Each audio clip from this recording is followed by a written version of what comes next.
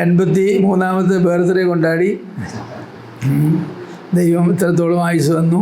എൻ്റെ അപ്പച്ചൻ 83 വയസ്സുള്ളപ്പോഴാണ് മരിക്കുന്നത്. അപ്പം ഞാനെപ്പോഴും 83-നെക്കുറിച്ച് ചിന്തിക്കുമ്പോൾ എനിക്ക് ഒത്തിരി കാര്യങ്ങൾ എൻ്റെ ഫാദറിനെ പോലെയാണ്. എൻ്റെ ആരോഗ്യപരമായ കാര്യങ്ങളും മറ്റും അങ്ങനെയെങ്കിൽ എൻ്റെ കാലമായെന്നൊരു തോന്നൽ എനിക്കുണ്ട്. എന്നാൽ എൻ്റെ അമ്മ 89 വയസ്സ് വരെ ജീവിച്ചിരുന്നു.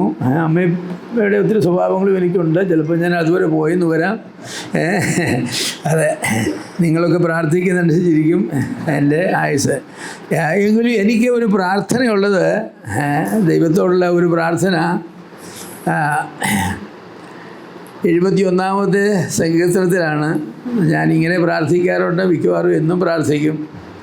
ദൈവമേ, അടുത്ത തലമുറയോട് ഞാൻ നിൻ്റെ ഭുജത്തെയും വരുവാനുള്ള എല്ലാവരോടും നിൻ്റെ വീര്യപ്രവൃത്തിയെയും അറിയിക്കുവോളം വാർദ്ധക്യവും നരയുമുള്ള കാലത്തും എന്നെ ഉപേക്ഷിക്കരുത്. എൻ്റെ ആഗ്രഹം അതാണ്. കുറഞ്ഞപക്ഷം എൻ്റെ 4ാമത്തെ തലമുറ, 3 തലമുറ ഞാൻ കണ്ടുള്ളൂ. എൻ്റെ കൊച്ചുമക്കൾക്ക് മക്കളുണ്ടായി കാണുവോളം ഈ ഭൂമിയിൽ എന്നെ നീ ജീവനോട് വെച്ചേക്കണമെന്ന് ഞാൻ പ്രാർത്ഥിക്കാറുണ്ട്. അതിന് കാരണം എന്ന് പറയുന്നത്, ഈ ഭൂമിയിലുള്ള എൻ്റെ ഏക സ്വത്തെന്ന് പറഞ്ഞാൽ മക്കളും കൊച്ചുമക്കളുമാണ്. ഭൗതികമായി വേറൊരു സ്വത്തും ഞാൻ സമ്പാദിച്ചിട്ടുള്ള ആളല്ല. പക്ഷേ മക്കളും കൊച്ചുമക്കളും ഉണ്ട്. 5 മക്കളും 15 കൊച്ചുമക്കളും ഉണ്ട്. അപ്പോൾ ഇനിയിപ്പോൾ അവർക്കുണ്ടാകുന്ന കൊച്ചുമക്കളെ കൂടെ കയ്യിലേന്തി അനുഗ്രഹിച്ച് ദൈവത്തിന് സമർപ്പിച്ചിട്ട് കടന്നു പോകണമെന്നുള്ള ആഗ്രഹമാണ്. അത് സാധിക്കുമോ എന്ന് എനിക്കറിയില്ല. കാരണം കൊച്ചുമക്കളിലെ ഏറ്റവും മൂത്തയാൾക്ക് 22 വയസ്സേ ആയുള്ളൂ. അപ്പോൾ ഇനിയിപ്പോൾ അവരൊക്കെ കല്യാണം കഴിച്ച് വരണമെന്ന് ഞാൻ അവനെ വിളിച്ച് പറഞ്ഞു. നീ എന്നെ ഒന്ന് സഹായിക്കണമെന്ന് പറഞ്ഞു. എന്താ അപ്പച്ചാ ചെയ്യേണ്ടത്? എനിക്ക് 4ാമത്തെ തലമുറ കാണണമെന്ന് ആഗ്രഹമുണ്ട് അപ്പച്ചാ, ഞാൻ തീർച്ചയായിട്ടും സഹായിക്കാമെന്ന് പറഞ്ഞിട്ടുണ്ട്. അതെ, പിള്ളേർക്കൊക്കെ വല്യപ്പച്ചനോട് ഇഷ്ടമാണ്. അതുകൊണ്ട് വല്യപ്പച്ചൻ്റെ ആഗ്രഹങ്ങളെ ദൈവം സാധിപ്പിക്കേണ്ടതെന്ന് അവരും പ്രാർത്ഥിക്കുന്നുണ്ട്. അതെ, 16ാമത്തെ സങ്കീർത്തനത്തിൽ നിന്നൊരു വേദഭാഗം ഞാൻ വായിക്കട്ടെ. 16ാമത്തെ സങ്കീർത്തനം, അതിൻ്റെ 2ാമത്തെ വാക്യം ഇങ്ങനെയാണ് പറയുന്നത്. ദാവീദ് ദൈവത്തോട് പറയുകയാണ്, കർത്താവിനോട് ഞാൻ പറഞ്ഞത്. ദാവീദ് കർത്താവിനോട് പറഞ്ഞത്, കർത്താവ് ദാവീദിനോട് പറഞ്ഞതല്ല. ദാവീദ് കർത്താവിനോട് പറഞ്ഞത് എന്താ പറഞ്ഞത്?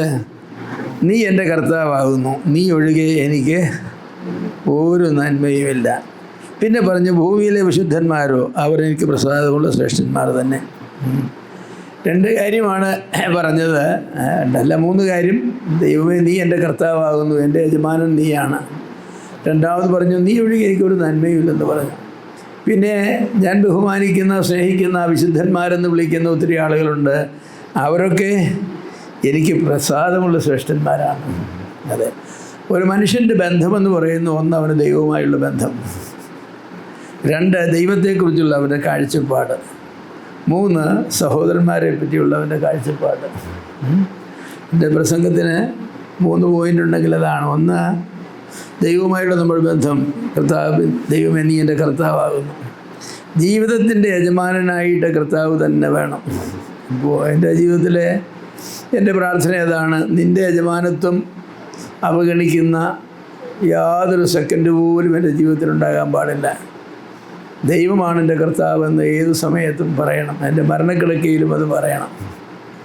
എൻ്റെ ജനനം മുതൽ എനിക്കെന്ന് പറയാൻ ഒക്കില്ല, എങ്കിലും എന്നെക്കുറിച്ച് പറയാവുന്നൊരു കാര്യം അങ്ങനെ തന്നെയാണ്. എൻ്റെ ദൈവമാണ് എൻ്റെ കർത്താവ്. പിന്നെ പറഞ്ഞത്, നീ ഒഴികെ എനിക്കൊരു നന്മയുമില്ല. എന്തെങ്കിലും ജീവിതത്തിൽ നന്മയുണ്ടെങ്കിൽ, ആത്മീയമോ ഭൗതികമോ കുടുംബപരമോ മറ്റേതെങ്കിലും തരത്തിലുള്ള നന്മയുണ്ടെങ്കിൽ ദൈവമാണ്. നീ ഒഴികെ ഒരു നന്മയില്ല. നീ തന്ന നന്മ ഒഴികെ എന്നല്ല പറഞ്ഞത്, പിന്നെ നീ ഒഴികെ എനിക്കൊരു നന്മയുമില്ല. അതാണ് നമ്മളെല്ലാവരും ദൈവം തന്ന നന്മകളെക്കുറിച്ചാണ് പറയുന്നത്. ദൈവത്തെ നമ്മുടെ നന്മയായിട്ട് ചിന്തിക്കുക എന്ന് പറയുന്നത് അല്ലേ, അത് വേറെ വ്യത്യാസമാണ്. ദൈവം തന്നതിന് വേണ്ടി കൈ നീട്ടിക്കൊണ്ടിരിക്കുന്നു. ദൈവമേ നീ തന്നതേ എനിക്കുള്ളൂ എന്ന് പറയാൻ വളരെ എളുപ്പമാണ്, അത് ശരിയുമാണ്. പക്ഷേ ദാവീദ് അങ്ങനെയല്ല പറഞ്ഞത്. നീ തന്നതേ ഉള്ളൂ എനിക്ക് നന്മയെന്നല്ല പറഞ്ഞത്, നീ ഒഴികെ എനിക്ക്. ദൈവത്തെ ജീവിതത്തിൽ നിന്ന് മാറ്റിവെച്ചാൽ പിന്നെ യാതൊരു നന്മയുമില്ല. ദൈവത്തെ ജീവിതത്തിൽ നിന്ന് മാറ്റിവെച്ചാൽ 83 വർഷങ്ങളെ തിരിഞ്ഞു നോക്കിയിട്ട് എനിക്ക് സാക്ഷ്യമായി പറയാനുള്ളത് അതാണ്. എൻ്റെ ദൈവത്തെ ജീവിതത്തിൽ നിന്ന് മാറ്റിവെച്ചാൽ ഒരു നിമിഷം പോലും നന്മയായിട്ട് എൻ്റെ ജീവിതത്തിലില്ല. ദൈവം നന്മയായിട്ട് ഇന്ന് വരെ ഇരിക്കുന്നു എന്നുള്ളതാണ്. പിന്നെ എനിക്ക് പറയാൻ കഴിയുന്നത്, ഭൂമിയിലെ വിശുദ്ധന്മാർ, ദൈവത്തിനെ സ്നേഹിക്കുന്ന ഭക്തന്മാരായിട്ടുള്ള ആളുകൾ എനിക്ക് പ്രിയമുള്ളവരാണ്. അവർ എനിക്ക് പ്രസാദമുള്ള ശ്രേഷ്ഠന്മാരാണ്. ദൈവത്തെ സ്നേഹിക്കുന്ന ദൈവമക്കളുമായുള്ള സംസർഗവും അവരുമായുള്ള കൂട്ടായ്മയുമാണ് എൻ്റെ ജീവിതത്തെ അന്വർത്ഥമാക്കി തീർക്കുന്നത്. അപ്പോൾ ഈ 3 കാര്യങ്ങൾ, ദൈവം ആരാണ് എനിക്ക്, എൻ്റെ കർത്താവാണ്. രണ്ടാമത്, ദൈവത്തെ ഞാൻ എങ്ങനെയാണ് കാണുന്നത്, എൻ്റെ നന്മയായിട്ടാണ് കാണുന്നത്, അവനൊഴികെ ഒരു നന്മയുമില്ല. മൂന്നാമത്, ദൈവമക്കളെ ഞാൻ എങ്ങനെ കാണുന്നു, ദൈവമക്കളെ ദൈവത്തിന് പ്രസാദമുള്ള വിശുദ്ധന്മാരായിട്ട് കാണുന്നു. ഇത് എൻ്റെ ജീവിതത്തിൻ്റെ സാക്ഷ്യത്തിൻ്റെ ഒരു ചുരുക്കമാണെന്ന് ഞാൻ പറയട്ടെ. അതെ, എൻ്റെ 8ാമത്തെ വയസ്സിലാണ് ഞാൻ രക്ഷിക്കപ്പെട്ടത്. അതെ, എൻ്റെ 8ാമത്തെ വയസ്സിൽ വളരെ ചെറിയ പ്രായത്തിലാണ് ഞാൻ ഈ ബൈബിൾ ഞാനിന്ന് മാറിയെടുത്തുകൊണ്ട് വന്നത്. എൻ്റെ ബൈബിൾ തന്നെ സാധാരണ ഉപയോഗിക്കുന്ന ബൈബിൾ എൻ്റെ രക്ഷയിലേക്ക് നടത്തിയ ദേവദാസൻ്റെ ഫോട്ടോ ഞാനിവിടെ ഇങ്ങനെ ഒട്ടിച്ച് വെച്ചിട്ടുണ്ട്. അത് എന്നോട് എടുത്ത് അദ്ദേഹത്തെ ഓർക്കുകയും അദ്ദേഹത്തെ മഹത്വത്തിലാണെങ്കിലും അദ്ദേഹത്തിന് വേണ്ടി ദൈവത്തെ സ്തുതിക്കുകയും ഒക്കെ ചെയ്യാറുണ്ട്. അതെ, 8ാമത്തെ വയസ്സിൽ ഞാൻ ജനിച്ചത് ഒത്തിരി പ്രാർത്ഥനയുടെ ഫലമായിട്ടാണ്. എൻ്റെ അപ്പാപ്പനും നിങ്ങൾ പറയുമായിരിക്കും, ഞങ്ങളൊക്കെ വല്യപ്പച്ചനെന്നാണ് പറയുന്നത്. അപ്പച്ചനും വല്യപ്പച്ചനും, അപ്പൻ്റെ അപ്പൻ, ചിലരൊക്കെ അപ്പാപ്പനെന്ന് പറയുന്നു അല്ലേ? അതെ അതെ. അപ്പോൾ എൻ്റെ വല്യപ്പച്ചൻ 9 മക്കളാണ് ഉണ്ടായിരുന്നത്. അതിൽ 2ാമത്തേതാണ് എൻ്റെ അപ്പൻ. മൂത്ത മകൾക്ക് ഉണ്ടായത് 5 പെണ്ണാണ്. അതെ. അപ്പോൾ ഒരു ആൺ കുടുംബത്തിൽ ജനിക്കണമെന്ന് വലിയ ആഗ്രഹം ഉണ്ടായിരുന്നു. എൻ്റെ അപ്പൻ 2ാമത്തെ ആളാണ്. അപ്പച്ചൻ കല്യാണം കഴിച്ചപ്പോൾ എല്ലാവരും വല്യപ്പച്ചനുമൊക്കെ പ്രാർത്ഥിച്ചു, കർത്താവ് ഒരു ആൺകുട്ടിയെ തരണമേ എന്ന്. ദൈവം അതിന് ഉത്തരമായിട്ട് തന്നതാണ് എന്നെ. അതുകൊണ്ട് എനിക്കതൊരു വലിയ ആശ്വാസമാണ്. എൻ്റെ ജനന വാർത്തയെ അറിയിക്കുന്ന അമ്മയുടെ വീട്ടിൽ വെച്ച പ്രസവം, ഹോസ്പിറ്റലിലേക്കും പോയുള്ള പ്രസവമൊന്നും അല്ലല്ലോ, അമ്മയുടെ വീട്ടിൽ വെച്ച പ്രസവം. അത് കഴിഞ്ഞിട്ട് അവിടെ നിന്ന് എൻ്റെ വല്യപ്പൻ്റെ അടുക്കൽ വന്ന് പറഞ്ഞു, ഒരു കൊച്ചുമകൻ ജനിച്ചിരിക്കുന്നു എന്ന്. അപ്പോൾ വല്യപ്പൻ ഇങ്ങനെ ഒരു വലിയ ചാരുകസേര ഇരിക്കുക, വല്യപ്പൻ ഒരു വലിയ മനുഷ്യനാണെങ്കിൽ ചാരുകസേര വന്ന് കിടക്കുകയാണ്. അവിടെ നിന്ന് വന്ന് പറഞ്ഞു, അപ്പച്ചൻ അവിടെ നിന്നൊരു ചിരി ചിരിച്ചു. അപ്പം ഞങ്ങളുടെ വല്യപ്പൻ്റെ വീട് ഒരു കുന്നിൻ്റെ പുറത്താണ്. അതേക്കുറിച്ച് പറയുന്ന 1 കിലോമീറ്റർ ദൂരെ ആ ചിരി കേട്ട തട്ടഹാസം കേട്ടു. എനിക്ക് ചെറുപ്പമായിരുന്നപ്പോൾ എൻ്റെ വല്യപ്പച്ചൻ്റെ അക്കാലത്തെ ഉള്ള ആളുകളൊക്കെ പറയടാ, നീ ജനിച്ചപ്പോൾ നിൻ്റെ വല്യപ്പനൊരു ചിരി ചിരിച്ചിടാ. ഞങ്ങളെല്ലാം ഓടിച്ചെന്നു നാട്ടുകാരെ. എന്താ പച്ചാന്ന് ചോദിച്ചപ്പോൾ എനിക്കൊരു കൊച്ചുമോൻ ജനിച്ചിരിക്കുന്നു എന്ന് പറഞ്ഞു. അപ്പോൾ ജനനത്തിൽ ഞാൻ കുടുംബത്തിന് സന്തോഷം തീർച്ചയായിട്ടും കൊണ്ടുവന്നു. ഇനി എൻ്റെ മരണത്തിൽ ആർക്കൊക്കെ സന്തോഷം കൊണ്ടുവരുമെന്ന് എനിക്കറിയില്ല. ഭക്തന്മാർ മരിക്കുമ്പോഴും സന്തോഷിക്കുമോ ദുഃഖിക്കുമോ എന്നുള്ളത് ഉണ്ടാവും, തീർച്ചയായിട്ടും ഉണ്ടാവും. അതെ, ഞാൻ അങ്ങനെ ജനിച്ചു എന്നുള്ളതിൽ എനിക്ക് സന്തോഷമുണ്ട്. അതായത് നമ്മൾ ദൈവത്തിൻ്റെ ഇഷ്ടപ്രകാരം എല്ലാവരും ജനിക്കുന്നതെങ്കിലും ഒരു മകന് വേണ്ടി പ്രാർത്ഥിച്ച് ജനിച്ചു എന്ന് പറയുമ്പോൾ അതിലൊരു അർത്ഥമുണ്ട്. പക്ഷേ എനിക്കറിയാം, എൻ്റെ വല്യപ്പൻ ഒരിക്കലും ഞാനിങ്ങനെ ഒരു സുവിശേഷ വേലക്കാരനായി തീരണമെന്ന് ആഗ്രഹിച്ചില്ല. എൻ്റെ വല്യപ്പനും വിശ്വാസത്തിൽ വന്നയാളാണ്. ഞങ്ങളുടെ കുടുംബത്തിൽ ആദ്യമായിട്ട് രക്ഷിക്കപ്പെടുന്നത് എൻ്റെ വല്യപ്പനാണ്. 3000 കുടുംബങ്ങളുള്ള ഒരു വലിയ തറവാടാണ് ഞങ്ങളുടെ തറവാടെന്ന് പറയുന്നത്. 3000 കുടുംബങ്ങൾ, അതിൽ ആദ്യമായിട്ട് രക്ഷിക്കപ്പെടുന്നത് എൻ്റെ വല്യപ്പനാണ്. അപ്പോൾ അതൊരു വലിയ കാര്യമാണ്. ആ വല്യപ്പച്ചൻ്റെ പ്രാർത്ഥന എന്ന് പറയുന്ന ഒരു പ്രാർത്ഥനയാണ്. പിന്നെ എൻ്റെ അപ്പച്ചനും എൻ്റെ കർത്താവിൻ്റെ വേല ഒരുപാട് ജോലിയോടുകൂടി ചെയ്തയാളാണ്. എങ്കിലും അവരാരും ഞാൻ ഇങ്ങനെ ഒരു കർത്താവിൻ്റെ ദാസനായി തീരണ ഒരു ആളുകൾ പറയാറുണ്ട്, ഫുൾ ടൈം വർക്കർ എന്നൊക്കെ. നല്ലതോ തീയതോ എങ്കിലും ആളുകൾക്ക് മനസ്സിലാകുമല്ലോ എന്താ അർത്ഥമാക്കുന്നു. അങ്ങനെ ആയിത്തീരണമെന്ന് അവരാരും ആഗ്രഹിച്ചിരുന്നില്ല. എങ്കിലും ദൈവം എന്നെ അങ്ങനെ ആക്കി. അതിന് ഞാൻ ദൈവത്തെ സ്തുതിക്കുകയാണ്. അങ്ങനെ കഴിവും പ്രാപ്തിയും ഒന്നുമുള്ളൊരു മനുഷ്യനായിട്ടല്ല ഞാൻ ജനിച്ചതെന്ന എൻ്റെ ഒരു കണക്ക് കൂടല്ല. ഞാൻ വളരെ ചെറുപ്പമായിരിക്കുമ്പോൾ പഠിക്കാനൊക്കെ വളരെ നല്ല പഠിക്കാനായി ഒരാളായിട്ടൊക്കെയാണ് ഞാൻ ഇരുന്നതെന്നാണ് എനിക്ക് തോന്നുന്നത്.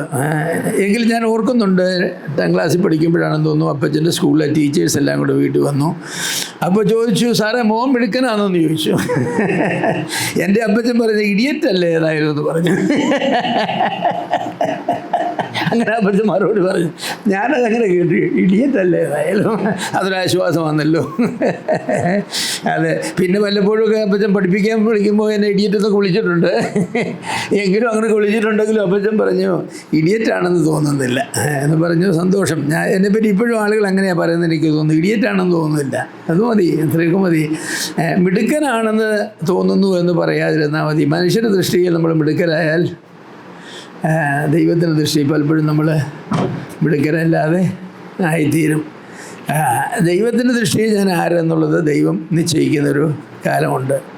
ഏതായാലും എന്നേക്കാൾ കഴിവും പ്രാപ്തിയും മഹത്വമുള്ള അനേകർ എൻ്റെ കുടുംബത്തിലുണ്ട്.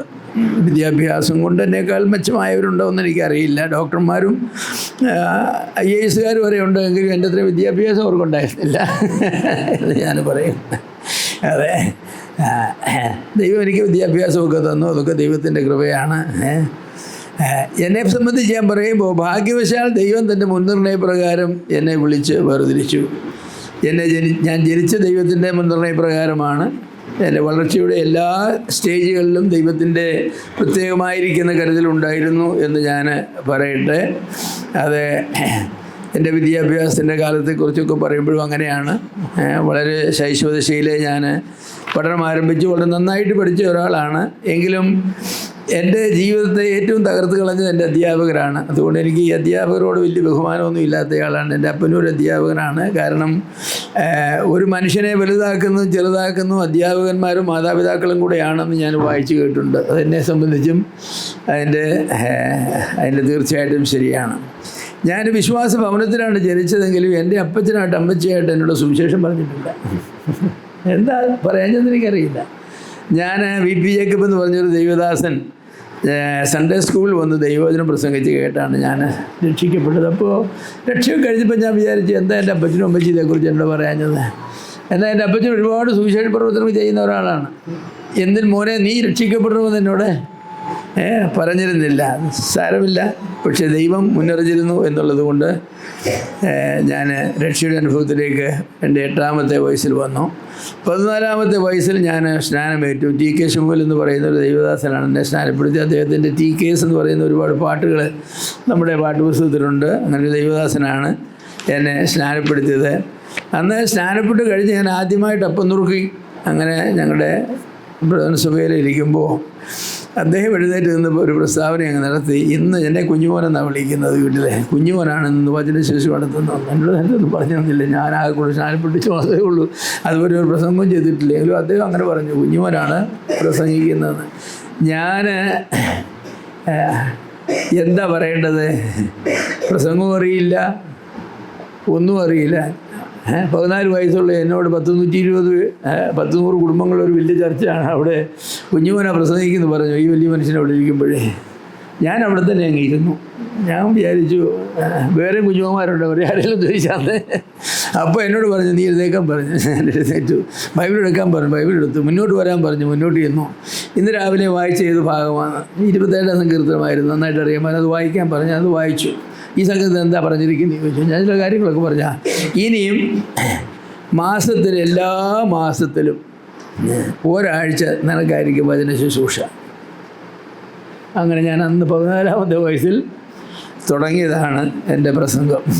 83ാമത്തെ വയസ്സിലും ദൈവം അത് തുടരുവാനായിട്ട് ഇടയാക്കി. അപ്പം ഞാൻ പലപ്പോഴും ചിന്തിച്ചിട്ടുണ്ട്, ഈ ഞങ്ങളെ പച്ചനെന്നാണ് വിളിക്കുന്നത് TK ശമുവേൽ പച്ചനെ. അപ്പച്ചൻ എന്തുകൊണ്ടാണ് എൻ്റെ പേര് അങ്ങനെ പറഞ്ഞത്? അപ്പോൾ നന്മയ്ക്കായി വേണ്ടിയായിരുന്നു, തിന്മയ്ക്കായി വേണ്ടിയായിരുന്നു എന്നൊക്കെ എനിക്ക് ചിന്തയുണ്ട്. അതിന് കാരണങ്ങളിൽ പലതുണ്ട് എൻ്റെ പിന്നിൽ. ഏതായാലും ദൈവം അത് നന്മയ്ക്കാക്കി തീർത്തു എന്നോർത്ത് ഞാൻ ദൈവത്തെ സ്തുതിക്കുന്നു. ആ ദൈവദാസനോട് തീർച്ചയായിട്ടും എനിക്ക് ഏറെ ബഹുമാനവും നന്ദിയുമുണ്ട് എന്ന് ഞാൻ പറയട്ടെ. അപ്പോൾ ഞാൻ 14ാമത്തെ വയസ്സിലാണ് പ്രസംഗം തുടങ്ങിയതെന്ന് പറയാനാണ്. എൻ്റെ ജീവിതത്തിലെ വളരെ ചെറിയ പ്രായത്തിലെ ദൈവവചനം പ്രസംഗിക്കാനുള്ളതായിരിക്കുന്ന കൃപ എനിക്ക് തന്നു. പ്രസംഗിക്കാനൊന്നും എനിക്കറിയില്ല, പക്ഷേ ഞാൻ പ്രസംഗിച്ചു. അതെ, പിന്നെ കുറച്ച് കഴിഞ്ഞപ്പോൾ എനിക്ക് പ്രസംഗം ഇല്ലാത്ത ആഴ്ചകളിൽ മറ്റാളുകളോട് പ്രസംഗിക്കുമ്പോൾ പ്രായമുള്ള ആളുകളെ യോഗം കഴിഞ്ഞ് പറയുന്നത് കേട്ടു, ഇന്ന് അയാൾ വെറുതെ സമയം കളഞ്ഞ കുഞ്ഞുവിന് കൊടുത്തിരുന്ന എന്തെങ്കിലും അനുഗ്രഹകരമായി തൻ്റെ വാക്ക് പറഞ്ഞേനെയൊന്ന്. അതൊക്കെ അന്ന് കേൾക്കുന്നത് എനിക്കൊരു സന്തോഷമാണ്. അതെ, അക്കാലത്ത് ഞാൻ ഹൈസ്കൂൾ പഠിക്കുന്ന കാലത്ത് പത്തനംതിട്ട ടൗണിൽ എൻ്റെ അപ്പച്ചന് ഒരു സൺഡേ സ്കൂൾ പ്രവർത്തനം ആരംഭിച്ചു. അവിശ്വാസികളായ ആളുകളുടെ മക്കൾക്ക് വേണ്ടി. ഹിന്ദുക്കളും മുസ്ലിങ്ങളും ധാരാളമുള്ള, റോമൻ കത്തോലിക്കരും യാക്കോബേക്കാരും ഒക്കെ ധാരാളമുള്ളതാണ് ഒരു സ്ഥലമാണ്. അവിടെ എല്ലാ ഞായറാഴ്ചയും രാവിലെ 7 തുടങ്ങി 8-8:30 വരെ ഒരു സൺഡേ സ്കൂൾ തുടങ്ങി. കുറേയേറെ പിള്ളേർ വന്നു. ആ സൺഡേ സ്കൂൾ അധ്യാപകനായിട്ട് അപ്പച്ചൻ എന്നെയാണ് നിയമിച്ചത്.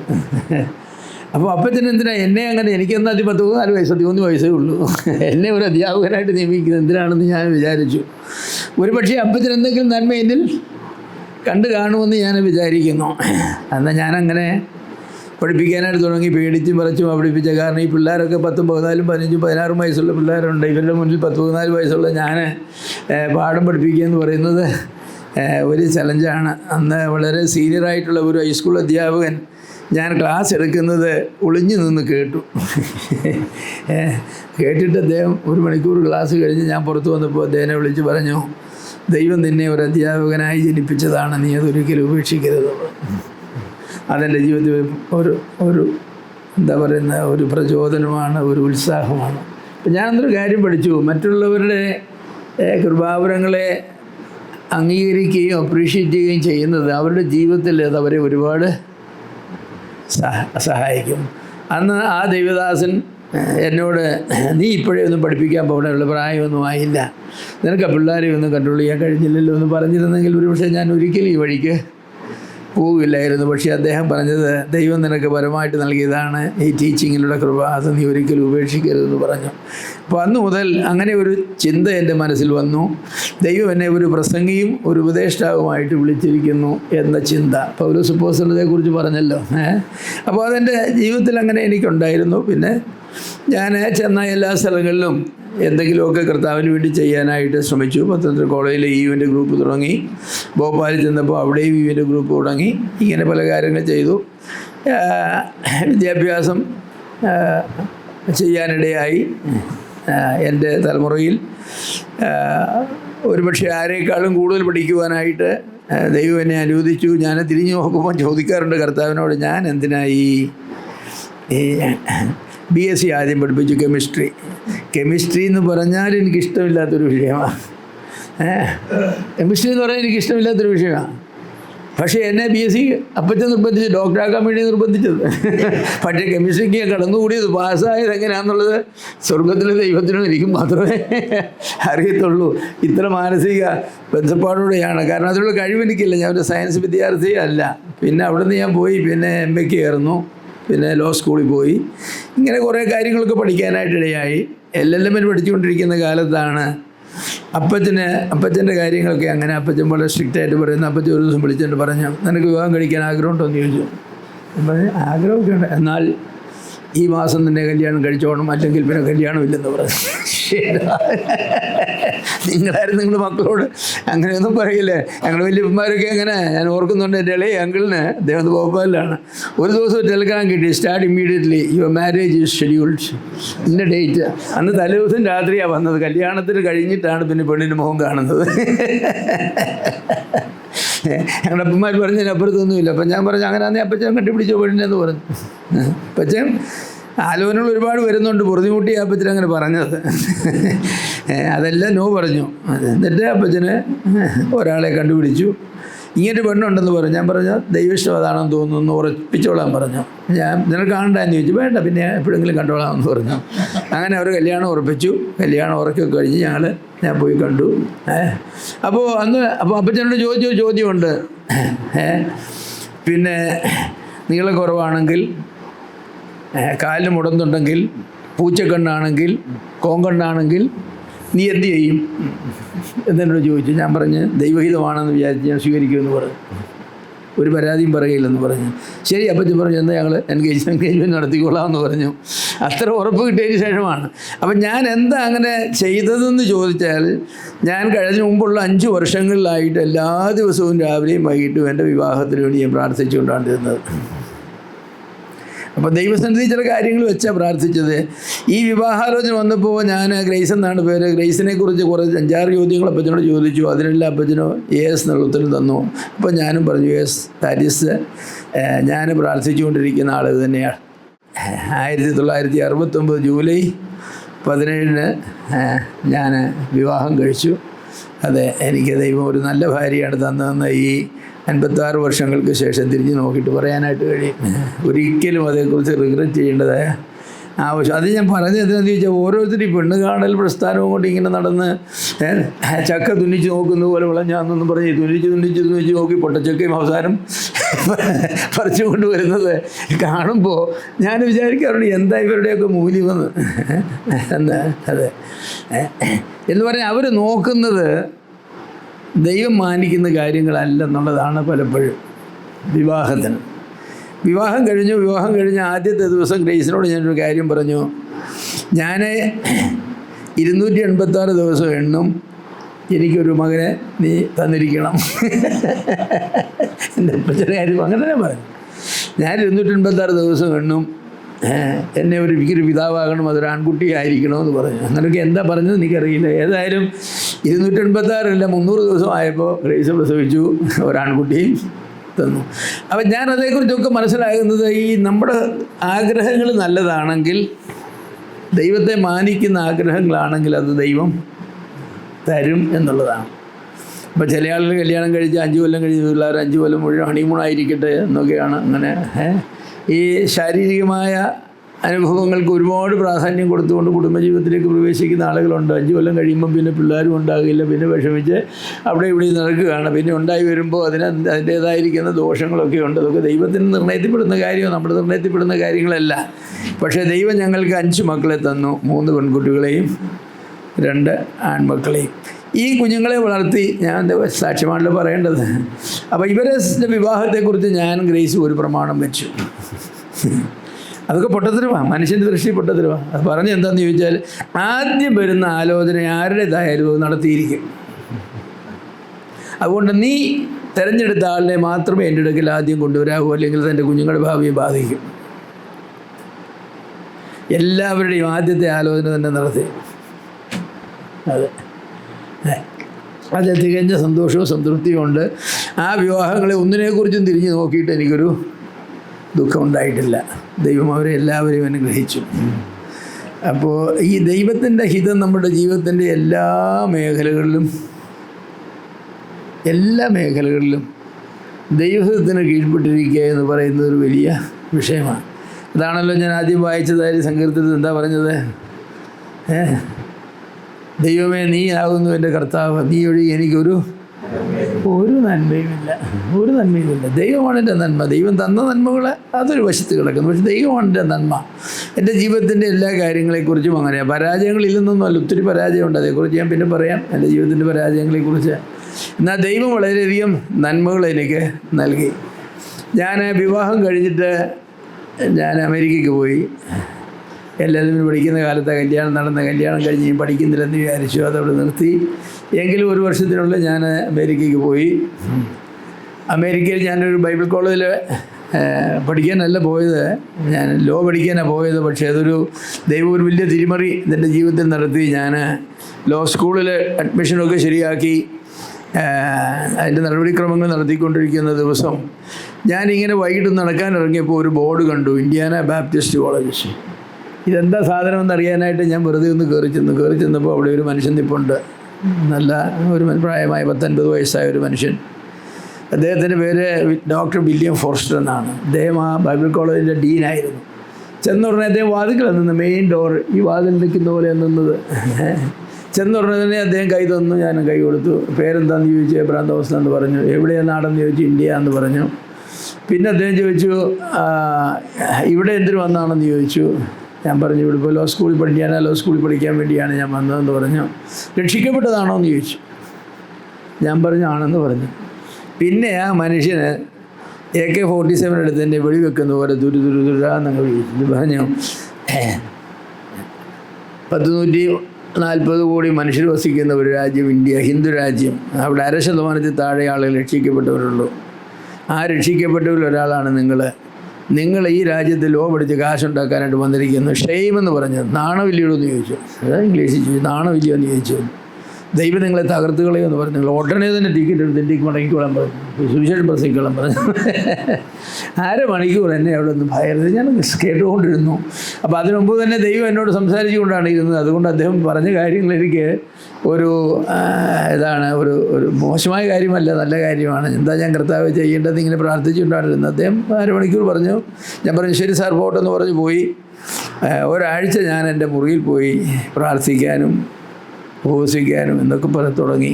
ഒരാഴ്ച കഴിഞ്ഞ് ഞാൻ മുട്ടുകുത്തി കർത്താവിനോട് എൻ്റെ ജീവിതം അങ്ങേക്ക് സമർപ്പിച്ചിരിക്കുന്നു, ഞാൻ ഇന്ത്യയിലേക്ക് തിരിച്ചുപോയി സുവിശേഷം പ്രസംഗിച്ചു കൊള്ളാം എന്ന് സമ്മതിച്ചു. അതിനുശേഷം ഞാൻ എഴുന്നേറ്റ് ആ ബാപ്റ്റിസ്റ്റ് കോളേജിലേക്ക് ചെന്നപ്പോൾ ആ മനുഷ്യൻ അവിടെ തന്നെ നിൽപ്പുണ്ട്. അയാൾ അവിടുന്ന് പോയില്ലെന്ന് എനിക്ക് തോന്നുന്നു. ഒരാഴ്ച അവിടെ തന്നെ നിൽക്കുക. ചെന്ന ഉടനെ അത് ചോദിച്ചു, എന്ത് തീരുമാനം എടുത്തു എന്ന് ചോദിച്ചു. ഉടനെ ഞാൻ പറഞ്ഞു, കർത്താവിനെ സേവിക്കാൻ ആ തീരുമാനം, ഇന്ത്യയിലേക്ക് മടങ്ങിപ്പോകാൻ. അപ്പോൾ ഉടനെ മടങ്ങിപ്പോകേണ്ട, ബൈബിൾ പഠിച്ചിട്ട് പോയാൽ മതി എന്ന് പറഞ്ഞു. പ്രസംഗിക്കാൻ വചനം അറിയണ്ടേന്ന് പറഞ്ഞു. അങ്ങനെ ഞാൻ അദ്ദേഹം ഡീനായിരിക്കുന്ന ആ കോളേജിൽ തന്നെ ഞാൻ ചേർന്നു. ബൈബിൾ പഠിച്ചു. അവിടുന്ന് പിന്നെ സെമിനാരിൽ പോയി അവിടെയും ബൈബിൾ പഠിച്ചു. അപ്പോൾ ദൈവത്തിന് നടത്തിപ്പാണ് ഞാൻ പറയുന്നത്. ഞാൻ അന്ന് നടക്കാൻ ഇറങ്ങിയിരുന്നില്ലെങ്കിൽ, ഈ കോളേജ് കണ്ടിരുന്നില്ലെങ്കിൽ, കയറി ചെന്നപ്പോൾ ഡോക്ടർ ഫോർസ്റ്റോട് നിന്നിരുന്നില്ലെങ്കിൽ, അദ്ദേഹം എന്നോട് ചോദിച്ച ചോദ്യങ്ങൾക്ക് ഞാൻ മറുപടി പറഞ്ഞില്ലെങ്കിൽ, അദ്ദേഹം എന്നെ ആ നിലയിൽ നിർബന്ധിച്ചില്ലെങ്കിൽ ഞാൻ വേലക്കാരനാകുമായിരുന്നു. കാരണം ദൈവം തിരഞ്ഞെടുത്തതാണെങ്കിൽ. പക്ഷേ ദൈവത്തിന് ചില വഴികളിൽ കൂടെയൊക്കെ എന്നെ കൊണ്ടുപോയി മുട്ടുകുത്തിക്കേണ്ടത് ആവശ്യമായി വന്നേനെ. കർത്താവ് എന്നെ അങ്ങനെ മുട്ടുകുത്തിച്ചു. ഞാൻ അങ്ങനെയാണ് കർത്താവിൻ്റെ വേലയ്ക്ക് വേണ്ടി അങ്ങനെ വേർതിരിഞ്ഞത്. അതിനുശേഷം ഞാൻ സെമിനാരി വിദ്യാഭ്യാസം കഴിഞ്ഞു. പിന്നെ ഞാൻ ഇന്ത്യയിലേക്ക് പോകുന്നു. വാസ്തവത്തിൽ ഇന്ത്യയിലേക്ക് പോരാനല്ല, ഞാൻ അവിടെ വെച്ച് ഇന്ത്യയിലേക്ക് പോകാമെന്നൊക്കെ പറഞ്ഞെങ്കിലും എൻ്റെ മനസ്സിൽ പിന്നെ ഭാരമായിട്ട് ദൈവം തോന്നിച്ചത് ആഫ്രിക്കയാണ്. നൈജീരിയ എന്ന് പറയുന്ന സ്ഥലത്തേക്ക് പോകണമെന്ന് ഞാൻ തീരുമാനിച്ചു. അതിനുള്ള കാരണം, ഒരു നൈജീരിയക്കാരൻ എൻ്റെ കൂടെ പഠിക്കാനായിട്ടുണ്ടായിരുന്നു. അദ്ദേഹം നൈജീരിയയുടെ കാര്യങ്ങളൊക്കെ പറയും. എന്നെപ്പോലെ ഒരാൾ അവിടെ ചെന്നാൽ വളരെ ദൈവം ഉപയോഗിക്കും, പ്രയോജനപ്പെടും, അവിടെ ഉപദേഷ്ടാക്കന്മാരില്ല എന്നൊക്കെ എന്നോട് പറഞ്ഞപ്പോൾ, എന്നാൽ ദൈവമേ അങ്ങനെയാകാമെന്ന് ഞാൻ പ്രാർത്ഥിക്കുകയും ഞാനും ഗ്രേസും തീരുമാനിക്കുകയും ചെയ്തിരുന്നു. പക്ഷേ ദൈവം ആ വഴിക്കേക്ക് എന്നെ വിട്ടില്ല. അതിന് കാരണമെന്ന് പറയുന്നത് എൻ്റെ സെമിനാരി വിദ്യാഭ്യാസമാണ്. ഞാൻ ഡാളസ് എന്ന് പറഞ്ഞ സെമിനാരിൽ പോകാനായിട്ടാണ് എല്ലാം തീരുമാനിച്ചിരുന്നത്.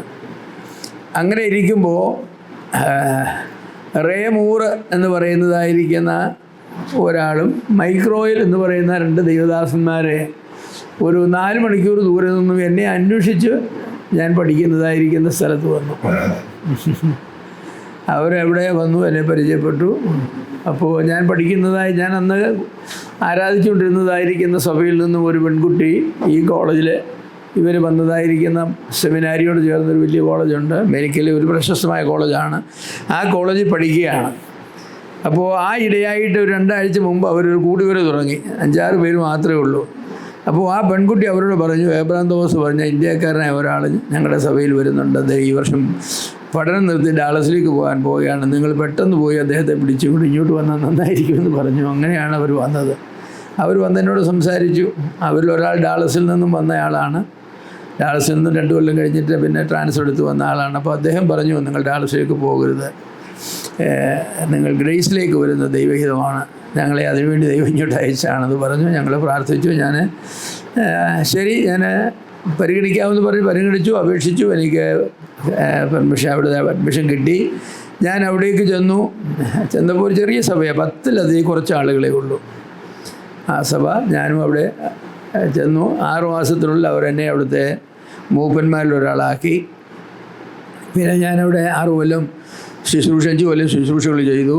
അവിടെ വെച്ചാണ് ഞാൻ ഇന്ന് എനിക്കുള്ളതായിരിക്കുന്ന പല കൺവിക്ഷൻസും ഫോം ചെയ്യുന്നത്. കൺവിക്ഷൻസ് എന്ന് പറഞ്ഞാൽ എൻ്റെ ബോധ്യതകളില്ലേ, എൻ്റെ ആത്മീയ ബോധ്യതകളിൽ ഏറിയ പങ്കും അവിടെ വെച്ചാണ് ഫോം ചെയ്യുന്നത്. അത് മറ്റാരും പഠിപ്പിച്ചല്ല. അവിടെയുള്ള വിശാലമായ സെമിനാരി, വലിയൊരു സെമിനാരിയാണ്. ആ സെമിനാരിയിലെ പുസ്തകങ്ങൾ, സഭയെക്കുറിച്ചും ക്രിസ്തീയത്തെക്കുറിച്ചും ഒരുപാട് പുസ്തകങ്ങൾ ഞാൻ വായിക്കുമായിരുന്നു. അങ്ങനെ വായിച്ച് കണ്ടെത്തിയതായിരിക്കുന്ന സത്യങ്ങൾ അനുസരിക്കണമെന്ന് തീരുമാനിച്ചു.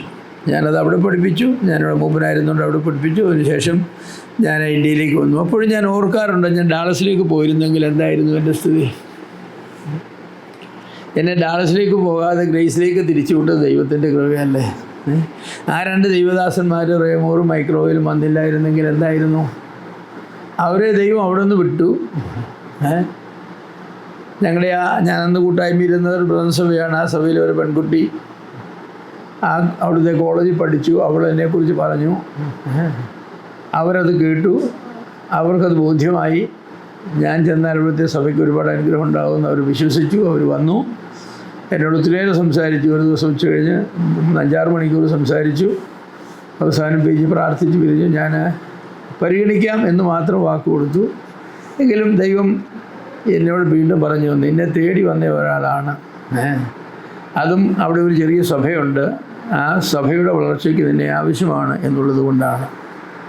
ഒരുപക്ഷെ എന്നെ അവിടെ വെച്ചാണ് സഭാ സ്ഥാപനവും സഭാഭരണവും ഇങ്ങനെയുള്ള കാര്യങ്ങളൊക്കെ ദൈവം പഠിപ്പിച്ചത്.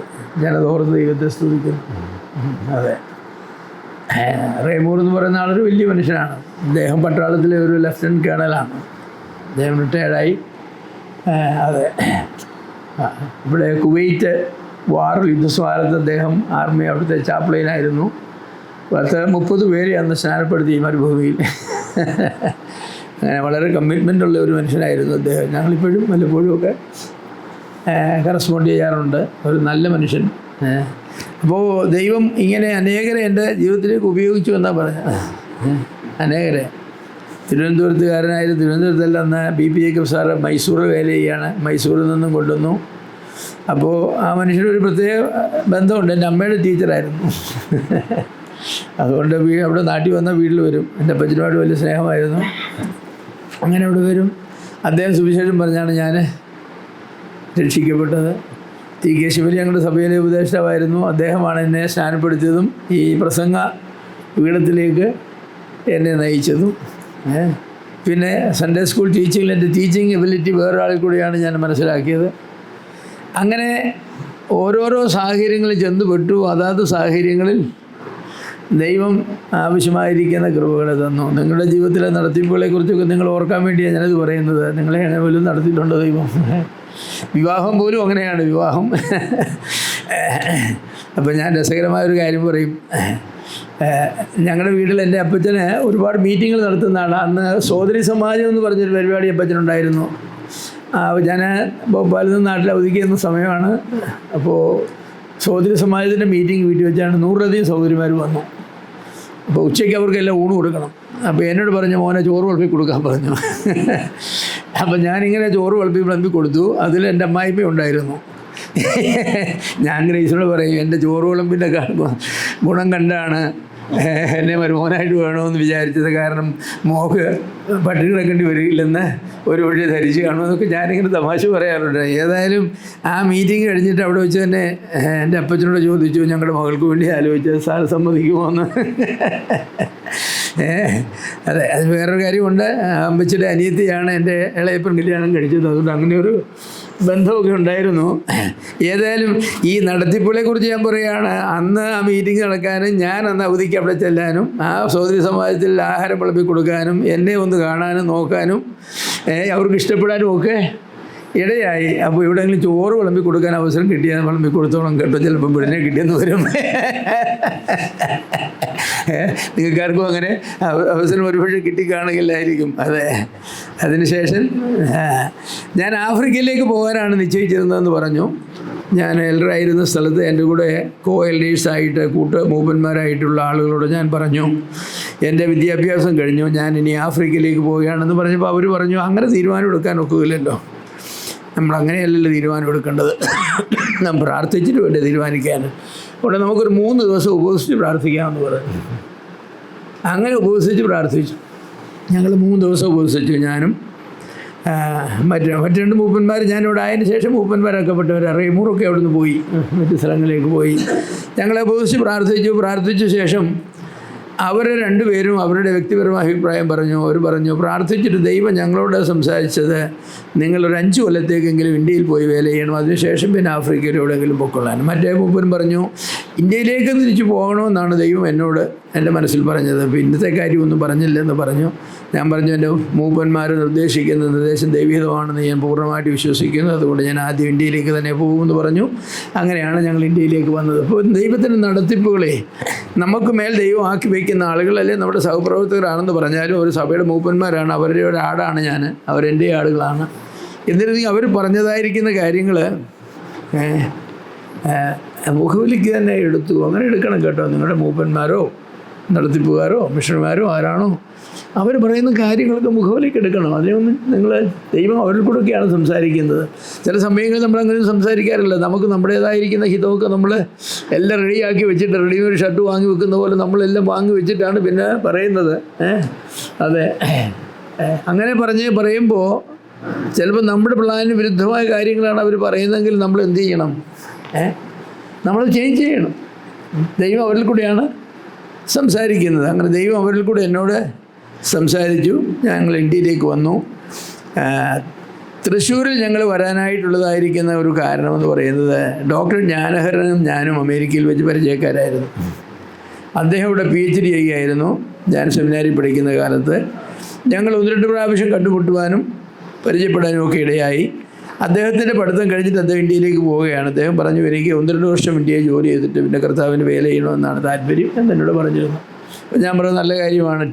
ടീം വർക്ക് എന്ന് പറയുന്ന ഐഡിയ ഒക്കെ ഞാൻ അതിനു മുമ്പ് അതിനുള്ളിൽ ഫോം ചെയ്തു. അപ്പോൾ ഞാൻ തന്നെ ഒരു സ്ഥലത്ത് പോകുന്നതിനേക്കാൾ സഹോദരനുള്ള ഒരു സ്ഥലത്ത് പോകണമല്ലോ നല്ലത്. അങ്ങനെയെങ്കിൽ സഹോദരൻ എവിടെയാണോ കർത്താവ് ആദ്യം ജോലി ചെയ്തിരുന്നത് ഞാൻ അവിടേക്ക് വരാൻ വേല ചെയ്യാനെന്ന് പറഞ്ഞ് അങ്ങനെയാണ് തൃശ്ശൂരിലേക്ക് വന്നത്. അത് ദൈവത്തിന് നടത്തിപ്പായിരുന്നു എന്ന് ഞാൻ തീർച്ചയായിട്ടും വിചാരിക്കുന്നു. അങ്ങനെയാണ് തൃശ്ശൂരിലേക്ക് വന്നത്. പിന്നെ അദ്ദേഹം തൻ്റെ ആഗ്രഹപ്രകാരം കർത്താവിൻ്റെ വേലയ്ക്ക് കർത്താവ് ഒരു പക്ഷേ തന്നെ ആ നിലയിൽ നടത്തിയില്ല. തൻ്റെ ജോലിയുള്ള ബന്ധത്തിൽ ജീവിതത്തിൻ്റെ അവസാനം വരെയും തുടർന്നു. ഞങ്ങളെ കർത്താവിൻ്റെ വേലയുള്ള ബന്ധത്തിൽ 8 വർഷങ്ങൾ തൃശ്ശൂർ വന്നു. രസകരമായ ഒരു സംഭവം ഉണ്ടായി. ഞാൻ തൃശ്ശൂർ റെയിൽവേ സ്റ്റേഷനിൽ ആദ്യമായിട്ട് എത്തിയപ്പോൾ അവിടെ MA ജോയി എന്ന് പറഞ്ഞ ദൈവദാസനുണ്ട്. ഞാൻ ബഹുമാനിക്കുന്ന ദൈവദാസനാണ്. ഞാൻ വിചാരിച്ചു ഞാൻ ആദ്യമായിട്ട് വരികയാണല്ലോ, അപ്പോൾ സ്ഥലത്തിൽ ദൈവദാസനുണ്ട്, അദ്ദേഹത്തോട് സംസാരിച്ച് അദ്ദേഹത്തിൻ്റെ അനുഗ്രഹം വാങ്ങാം വേലയ്ക്കെന്ന് വിചാരിച്ചു. ഞാൻ അദ്ദേഹത്തെ വിളിച്ചു. അദ്ദേഹം വരാൻ പറഞ്ഞു പരിചയപ്പെടാമല്ലോ എന്ന് പറഞ്ഞു. ഞാൻ ചെന്നു. അദ്ദേഹം ചെന്നുടനെ ചോദ്യം ചോദിച്ചു, നിങ്ങൾ എന്തിനാണ് തൃശ്ശൂർ വന്നത്? ഞാൻ പറഞ്ഞു, കർത്താവിന് വേല ചെയ്യാനാണ്. ഉടനെ അദ്ദേഹം പറഞ്ഞു, നിങ്ങളെ കർത്താവ് വിളിച്ചിട്ടില്ലെന്ന് പറഞ്ഞു. നിങ്ങളെ കർത്താവ് വിളിച്ചിട്ടില്ല, നിങ്ങൾ വ്യാജനാണെന്ന് പറഞ്ഞു. അങ്ങനെ പറഞ്ഞത്, നിങ്ങളൊരു വ്യാജനാണെന്ന് പറഞ്ഞു. അപ്പോൾ ഞാൻ വിചാരിച്ചു, കർത്താവ് അതെന്തൊരു പ്രസ്താവനയാണ്. ഞങ്ങളൊന്ന് ആദ്യമായിട്ട് കാണുക, നിങ്ങൾ വ്യാജനാണ്, നിങ്ങൾ കള്ളപ്രവാചകനാണ്, നിങ്ങളെ ഒരിക്കലും ഞാൻ വേലക്കാരനായിട്ട് അംഗീകരിക്കില്ലെന്ന് പറഞ്ഞു. ഞങ്ങളൊന്ന് കുറേ സംസാരമൊക്കെ നടന്നു. 1 മണിക്കൂർ 2 മണിക്കൂർ സംസാരിച്ചത്. ഊണ് കഴിക്കാമെന്ന് പറഞ്ഞു. ഞാൻ ആ സ്നേഹത്തിൽ തന്നെ ഊണ് കഴിച്ചു. ഊണ് കഴിച്ച് പോരുമ്പോൾ അദ്ദേഹത്തിന് സാമ്പത്തിക കൂട്ടായ്മ കൊടുത്തു. അത് അദ്ദേഹം വാങ്ങുകയും ചെയ്തു. അപ്പോൾ ഞങ്ങൾ നല്ല ബന്ധത്തിലാണ് ഒക്കെ പിരിഞ്ഞത്. എങ്കിലും അദ്ദേഹം അങ്ങനെ പറഞ്ഞു. അതെന്തുകൊണ്ടാണ് അദ്ദേഹം അങ്ങനെ പറഞ്ഞതെന്ന് ഞാൻ അന്നേരം തുടങ്ങി ചിന്തിക്കുന്നുണ്ട്. എന്തുകൊണ്ട് അദ്ദേഹം ഒരിക്കലും പരിചയപ്പെടാത്ത ഒരു മനുഷ്യനെ ആദ്യമായിട്ട് കർത്താവിൻ്റെ വേലയ്ക്ക് വേണ്ടിയാണെന്ന് പറഞ്ഞപ്പോൾ വേറൊരു ദൈവദാസൻ പറയേണ്ടത്, വെൽക്കം, സ്വാഗതം സഹോദര എന്നല്ലേ. ഈ തൃശ്ശൂരിൻ്റെ ഭാഗത്തൊക്കെ എത്രയോ ആത്മാക്കളുണ്ട്, നമുക്ക് പ്രവർത്തിക്കാമെന്നാണ് പറയേണ്ടത്. അദ്ദേഹം പറഞ്ഞു, നിങ്ങൾ വ്യാജന, കർത്താവ് നിങ്ങളെ വേലയ്ക്ക് വേണ്ടി വിളിച്ചിട്ടില്ല, നിങ്ങൾ കള്ളപ്രവാചകനാണെന്ന് പറഞ്ഞ് എന്താണെന്ന് ഞാൻ. അപ്പോൾ ഞാൻ തൃശ്ശൂർ വന്നപ്പോൾ എന്നോട് വേല ചെയ്യാനായിട്ട് ആരുമില്ല. ജ്ഞാനഹരൻ്റെ ജോലിയുണ്ട്, അദ്ദേഹം ജോലിയിൽ പോവും. എനിക്കപ്പോൾ ഞാൻ അന്ന് വേലയ്ക്ക് വേണ്ടി അന്വേഷിച്ചപ്പോൾ എൻ്റെ കൂടെ വേല ചെയ്തതായിരിക്കുന്ന ആളൊരു സ്റ്റീഫൻ ഉണ്ടായിരുന്നു, ഒരു ഡോക്ടർ കുര്യൻ ഉണ്ടായിരുന്നു, അദ്ദേഹത്തിനൊരു സാമുവലുണ്ടായിരുന്നു, ഷോൽ സഹോദരന് PG-യിൽ, പിന്നെ ഇവിടെയുള്ള ഐസക് സഹോദരൻ ഉണ്ടായിരുന്നു. ഇങ്ങനെ കുറേ സഹോദരന്മാരാണ്. അപ്പോൾ ആ സഹോദരന്മാരുമായിട്ട് വേലയ്ക്ക് ചെയ്യുമ്പോൾ അവർ പറഞ്ഞിരുന്നു, ബ്രദറുമായിട്ട് സഹകരിക്കാൻ പാടില്ല എന്ന് ഞങ്ങൾക്ക് തെക്ക് നിന്നുള്ള നേതാക്കന്മാരുടെ എഴുത്ത് വന്നിരുന്നു. നിങ്ങൾ വ്യാജനാണ്, വ്യാജ ഉപദേശവും കൊണ്ടാണ് വരുന്നത്. അമേരിക്കയിൽ നിന്ന് ഏതോ ദുരുപദേശമായിട്ട് വന്നിട്ടുള്ള ആളാണ്, അദ്ദേഹത്തോട് സഹകരിക്കരുതെന്ന് പറഞ്ഞിട്ടുണ്ട്. അത് കൂട്ടാക്കാതാണ് ഞങ്ങൾ സഹകരിക്കുന്നത് എന്ന് പറഞ്ഞു. അപ്പോൾ എനിക്ക് മനസ്സിലായി ഈ സഹോദരൻ പറഞ്ഞത് അദ്ദേഹത്തിന് എഴുത്ത് കിട്ടിയിട്ടുണ്ടേ. അപ്പോൾ നമ്മളെപ്പറ്റി ഞങ്ങൾ എഴുതുന്നതിന് വളരെ മുമ്പ് തന്നെ എഴുത്തൊക്കെ അയച്ചവർ, എന്നെ പറ്റിയുള്ള വിശദീകരണങ്ങളൊക്കെ അങ്ങനെ കൊടുത്തു. അപ്പോൾ ബ്രദർ സഭക്കാർ ഞാൻ ബ്രദർ സഭയിൽ ചേരാനോ ബ്രദർ സഭയുടെ ഭാഗമായി പ്രവർത്തിക്കാനോ തീരുമാനിച്ചിരുന്നില്ല എങ്കിൽ തന്നെ ഇനി ഞാൻ ആഗ്രഹിച്ചാലും അങ്ങോട്ട് ചെല്ലാതെ വണ്ണം അവരുടെ ഗേറ്റ് നന്നായിട്ട് പൂട്ടി, അത് നല്ല താഴുമൊക്കെ ഇട്ട് പൂട്ടി ചെയിനുമൊക്കെ ഇട്ട് ബന്ധവസാക്കി. അതുകൊണ്ട് ഇല്ല, കുറച്ച് കഴിഞ്ഞപ്പോൾ സഹോദരന്മാർ തന്നെ പറഞ്ഞു, ഞങ്ങൾക്ക് സമ്മർദ്ദം ഏറുന്നുണ്ട്, ഞങ്ങളുമായുള്ള ബ്രദറുമായുള്ള ബന്ധം ഉപേക്ഷിച്ചില്ലെങ്കിൽ ഞങ്ങളെ സഭയിൽ നിന്ന് പുറത്താക്കുമെന്ന് പറയുന്നു. അതുകൊണ്ട് ഞാൻ പറഞ്ഞു, പ്രാർത്ഥിച്ചവരെ വിട്ട് ദൈവം നിങ്ങളെ അനുഗ്രഹിക്കട്ടെ, ഇത്രയും കാലം എന്നോട് സഹകരിച്ചതിന് പ്രത്യേകം നന്ദി എന്ന് പറഞ്ഞു. ആ സഹോദരന്മാർ അങ്ങനെ പോവുകയും ചെയ്തു. ഇപ്പോഴും അവരുമായിട്ടൊക്കെ എല്ലാവരും ഉണ്ടോ എന്ന് എനിക്കറിയില്ല. ഐസക് സഹോദരനൊക്കെ ഉണ്ടോ? ഉണ്ട്. ഷോൽ സഹോദരനുണ്ടോ? ബീച്ചിൽ ഉണ്ട്. ഡോക്ടർ കുര്യൻ മരിച്ചുപോയി, സ്റ്റീഫൻ മരിച്ചുപോയി, അവരെല്ലാം മരിച്ചുപോയി. അപ്പോൾ അവരുമായിട്ടൊക്കെ നല്ല ബന്ധങ്ങളുണ്ട്. അപ്പോൾ അങ്ങനെ ആണ് ഞാൻ തൃശ്ശൂരിൽ വന്നത്. അപ്പോൾ അവിടെ ഒരു അനാഥശാലയുണ്ട്, റഹബത്ത് ഓർഫനേജ് എന്ന് പറഞ്ഞത്. നിങ്ങൾക്ക് എല്ലാവർക്കും അറിയാമായിരിക്കും. അനാഥശാലയുടെ നടത്തിപ്പുകാരി എന്ന് പറയുന്നത് ന്യൂസിലൻഡിൽ നിന്ന് വന്നിട്ടുള്ളൊരു മദാമയാണ്, ഫിലിസ് ട്രഷർ എന്ന് പറയും. അപ്പം ഞങ്ങളുടെ പിള്ളേർക്കൊന്നും ഇംഗ്ലീഷ് ഒട്ടും അറിയില്ലല്ലോ. മലയാളം അറിയില്ല, ഇംഗ്ലീഷേ അറിയത്തുള്ളൂ. അവർ ഇവിടെ കേരളത്തിൽ ജനിച്ചവരല്ല, അവിടെ ജനിച്ച് വളർന്നവരാ, കൊച്ചു പിള്ളേരാണ്. അപ്പോൾ ഇംഗ്ലീഷ് സംസാരിക്കുന്ന ആരെങ്കിലും ഉണ്ടോ എന്ന് ഞങ്ങൾ ചിന്തിച്ചിരിക്കുമ്പോഴാണ് ഇങ്ങനെ ഫിലിസ് ട്രഷർ ഉണ്ടെന്ന് കണ്ടപ്പോൾ ഞങ്ങൾ ചെന്നു. അവർക്കും ഭയങ്കര സന്തോഷമായി ഇംഗ്ലീഷ് പറയാൻ ഒരാളെ കിട്ടിയത്. അപ്പോൾ ഞങ്ങളങ്ങനെ വളരെ അടുത്ത ഫ്രണ്ട്സായി. അങ്ങനെ ഇരിക്കുമ്പോൾ ഒരു ദിവസം എന്നോട് പറഞ്ഞു, AP ജോസഫ് എന്ന് പറഞ്ഞ ഒരാൾ കോഴിക്കോട് മെഡിക്കൽ കോളേജ് പഠിക്കുന്നുണ്ട്. അദ്ദേഹത്തിന് സഭയെക്കുറിച്ചൊക്കെ ഉള്ളതായിരിക്കുന്ന സമാനമായ ചില ചിന്താഗതികളൊക്കെ ഉള്ള മനുഷ്യനാണ്, നിങ്ങൾ തമ്മിൽ പരിചയപ്പെടുന്നത് നന്നായിരിക്കുമെന്ന് പറഞ്ഞു. അങ്ങനെ ഫിലിസ് ട്രഷറാണ് ആദ്യം എന്നെ APയെക്കുറിച്ച് എന്നോട് പറഞ്ഞത്. അതിന് ശേഷം പിന്നെ EU കോൺടാക്റ്റ് ചെയ്യാനൊക്കെ അറിയാമായിരുന്നു. അലക്സാണ്ടർ ജോർജ് എന്ന് പറഞ്ഞ ആൾക്കൊക്കെ അറിയാമായിരുന്നു AP. എങ്കിലും APയുമായിട്ട് കാണാനുള്ളതായിരിക്കുന്ന അവസരം ഉണ്ടായി. ഞങ്ങളുടെ ബന്ധം അങ്ങനെയാണ് ഇന്നിയോളം ഡെവലപ്പ് ചെയ്തു വരുന്നത്. അപ്പോൾ ദൈവത്തിൻ്റെ ഓരോരോ നടത്തിപ്പുകളാണ് ഞാൻ വിചാരിക്കുന്നത്. ഒന്നും ആകസ്മികമായിട്ടല്ല നടക്കുന്നത്, എല്ലാം ദൈവത്തിൻ്റെ ക്രമീകരണങ്ങളുടെ ഒരു ഭാഗമാണെന്ന് ഞാൻ പറയുന്നത്. എൻ്റെ ജീവിതത്തിൽ അങ്ങനെ ആകസ്മികമായി നടന്നതൊന്നുമില്ല, എല്ലാം ദൈവം പ്ലാൻ ചെയ്തു, ഗോഡ് പ്ലാൻ. പിന്നെ നമ്മൾ ആ പ്ലാൻ അനുസരിച്ച് നമ്മൾ ദൈവവുമായി സഹകരിക്കുക എന്നുള്ള വാക്ക് ഒരു നല്ല വാക്കല്ല, എങ്കിലും അങ്ങനെ ഞാൻ ഉപയോഗിക്കുകയാണ്. ദൈവം കാണിച്ചു തരുന്നതായിരിക്കുന്ന ദൈവത്തിൻ്റെ ഹിതപ്രകാരം മുന്നോട്ട് പോയാൽ നമുക്ക് തീർച്ചയായിട്ടും ഒരുപാട് അനുഗ്രഹങ്ങൾ ഉണ്ടാകുവാനായിട്ട് സാധിക്കും. AP ജോസഫുമായുള്ളതായിരിക്കുന്ന ആ ബന്ധമാണ് കോഴിക്കോട് സഭ, അതുപോലെ തന്നെ ആ പ്രദേശങ്ങളിൽ വയനാട്, കോഴിക്കോട് ജില്ലകളിലൊക്കെ അനേക സഭകൾ ഉണ്ടാകുവാനായിട്ട് തീർച്ചയായിട്ടും ഇടയായത്. ഡോക്ടർ ജ്ഞാനഹരന് ഞാൻ പരിചയമുള്ള ഒരാളായിരുന്നെങ്കിലും താൻ ഗ്രേറ്റ് കമ്മീഷൻ എന്ന് പറയുന്നതായിരിക്കുന്ന ഒരു സഭയിലെ അംഗമായിരുന്നു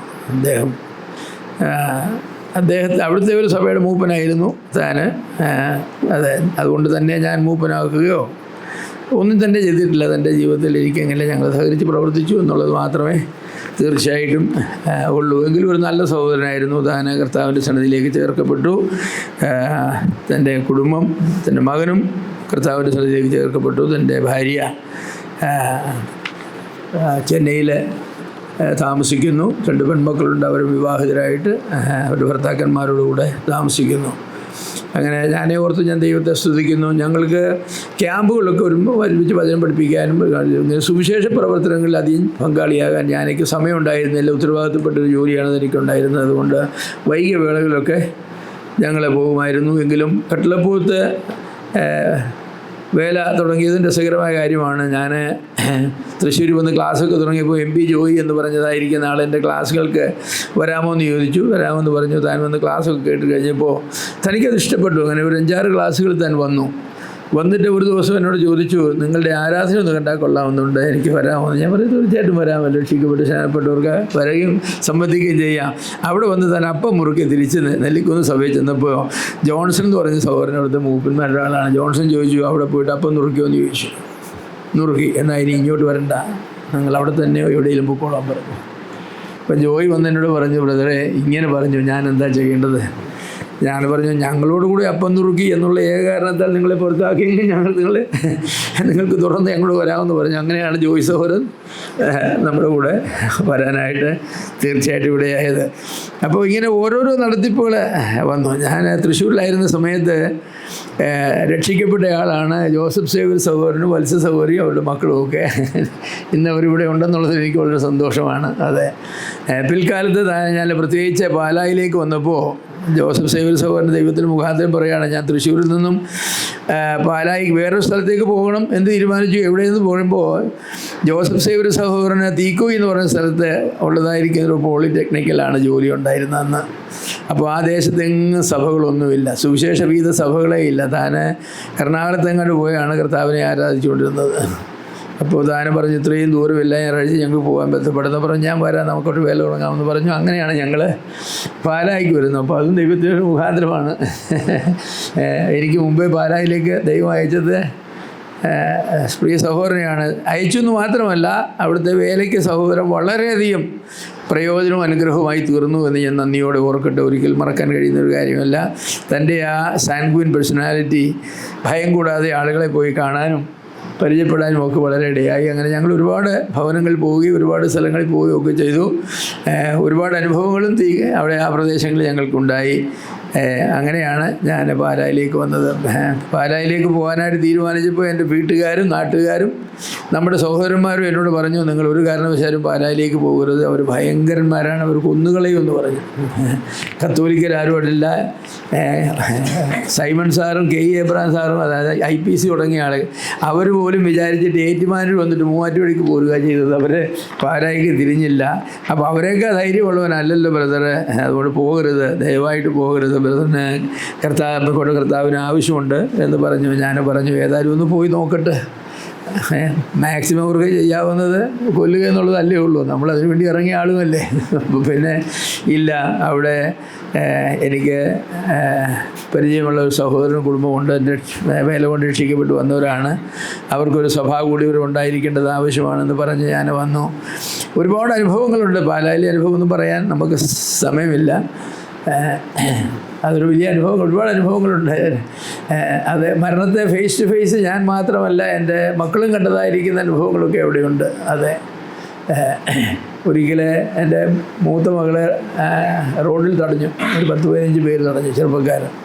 നിൻ്റെ അപ്പനെ പാലായിലെ കത്തോലിക്കരെ രക്ഷിക്കാൻ വന്നിരിക്കുക, ഞങ്ങൾ നിന്നെ കൊല്ലുമെന്ന് പറഞ്ഞു. അവർ വളഞ്ഞു. ഒരു പെൺകുട്ടി, അവൾ 10ാം ക്ലാസ്സിൽ പഠിക്കുന്ന സമയത്താണ്. അവിടെ നിന്നും എന്ത് ചെയ്യണമെന്നറിയില്ല, കരയണോ. കുറച്ച് നേരം 2 മണിക്കൂർ സ്കൂൾ വിട്ട് കഴിയുമ്പോൾ അവരെ നിർത്തി, അവർ കണ്ടമാനം വിഷമിപ്പിച്ചു. പിന്നെ നീ പൊക്കോ, ഇന്ന് പൊക്കോ, ഇനി അടുത്ത ദിവസം തന്നെ ഞങ്ങൾ ശരിയാക്കുന്നുണ്ടെന്നൊക്കെ പറഞ്ഞു. പിന്നെ ഞാൻ കുറച്ച് കാലം അവളെ സ്കൂളിൽ കൊണ്ടുവിടേണ്ടതായിട്ട് വന്നു. വേറൊരു വഴിയോ ഓട്ടോ ഒക്കെ എടുത്ത് അവളെ സ്കൂളിൽ കൊണ്ടുവിടുകയും തിരിച്ചു കൊണ്ടുവരികയൊക്കെ ചെയ്തു. അങ്ങനെ ഒരുപാട് അനുഭവങ്ങൾ അങ്ങനെ വരാനായിട്ടിടയായി. ഇതൊക്കെ അതുള്ള രസകരമായ ഒരുപാട് അനുഭവങ്ങൾ തീർച്ചയായിട്ടും പാലായിൽ ഉണ്ടായി. പാലായിലെ ആളുകൾ നല്ല ആളുകളാണ്. ഞാൻ പറഞ്ഞത് ഇങ്ങനെ ചൊല്ലുമെന്ന് പറഞ്ഞെങ്കിലും അവർ കൊന്നില്ല. പക്ഷെ ഒരു കാര്യം എന്നോട് പറഞ്ഞിരുന്നു, വീട് ഞാൻ വാടകയ്ക്ക് എടുത്തപ്പം വീടിൻ്റെ ഉടമസ്ഥൻ പറഞ്ഞിരുന്നു, സാറേ ഇത് പാലായാണ്, ഒരു കാര്യം പറയാമെന്ന് പറഞ്ഞു. പാലാക്കാർ കൊല്ലുമെന്ന് പറഞ്ഞാൽ കൊല്ലുമെന്ന് പറഞ്ഞു, അവർ കൊന്നിരിക്കും. അതുകൊണ്ട് സംസാരിക്കുമ്പോൾ അവർ പോക്കറ്റിലേക്ക് കൈയിടുകയോ അകത്തേക്ക് കൈയിടുകയോ ചെയ്താൽ അവർ തോക്കോ കടാരി എടുക്കാനാണ് സാർ, ഓടിക്കണമെന്ന് പറഞ്ഞു. പിന്നെ ഒറ്റ നിമിഷം അവിടെ നിൽക്കരുതെന്ന് പറഞ്ഞു. അതാണ് പാലായുടെ സ്ഥിതി എന്ന് പറഞ്ഞു. അതൊക്കെ ഞാൻ കേട്ടു. ഞാൻ ധൈര്യമുള്ള ഒരാളെ അല്ല, എന്നാലും അതൊക്കെ കേൾക്കുമ്പോൾ എനിക്ക് ഭയം ഉണ്ടായോ എന്ന് ചോദിച്ചാൽ ഭയമൊക്കെ അല്പമൊക്കെ ഉണ്ടായി കാണും. അതെ, ആദ്യ ദിവസം ഞങ്ങൾ വീടെടുത്തു. വീട് കിട്ടാനൊക്കെ വലിയ പ്രയാസമാണ്. ജോസഫ് സേവിസോട് ചോദിച്ചറിയാം വീട് കിട്ടാനുള്ള. അവസാനം വീട് കിട്ടിയില്ല. ഒരു റേഷൻ കടക്കാരൻ്റെ ഗോഡൗൺ, മണ്ണെണ്ണയുടെ ഗോഡൗൺ കിട്ടി. അയാൾ അവസാനം അയാൾ പറഞ്ഞു, മണ്ണെണ്ണയുടെ ഗോഡൗൺ ഉണ്ട്, നിങ്ങളത് മുറിയൊക്കെ തിരിച്ച് താമസിച്ചു, ചിലവാക്കുന്ന കാശ് ഞങ്ങൾ വാടകയിൽ അഡ്ജസ്റ്റ് ചെയ്യുക. അങ്ങനെ ഞങ്ങളതിൽ അവിടെ താമസിക്കാനായിട്ട് വന്നു. ആദ്യത്തെ ദിവസം രാവിലെ വീട് തുറന്ന് ഇറങ്ങിയപ്പോൾ മുന്നിൽ ഒരു ശവം അടക്കിയതുപോലെയുള്ള ഒരു മൺകൂന കാണാം. ഇച്ചിരി വലിയ മൺകൂനയാണ്. അതിൻ്റെ പുറത്തൊരു കുരിശും വെച്ചിട്ടുണ്ട്. അപ്പോൾ എന്താണ് മനസ്സിലാക്കേണ്ടത്? ഏതായാലും ചൂലെടുത്ത് അതെല്ലാം അടിച്ച് മാറ്റണമല്ലോ. പെരയുടെ നേരെ ഇറങ്ങുന്നിടത്ത് അടിച്ച് മാറ്റിയപ്പോൾ അതിൻ്റെ അകത്ത് ഒരു ജന്തുവിനെ, എന്ത് ജന്തുവായിരുന്നു, ഓന്തോ അരണയോ പാമ്പോ ഏതാണ്ട് ജന്തുവിനെ കുഴിച്ചിട്ടിട്ട് അതിൻ്റെ മുകളിൽ എഴുതി, ഇന്ന് ഞാൻ നാളെ നീ. അപ്പോൾ അതൊരു മുന്നറിയിപ്പായിട്ട് തന്നതാണ്. ഏതായാലും അതൊന്നും സംഭവിച്ചില്ല.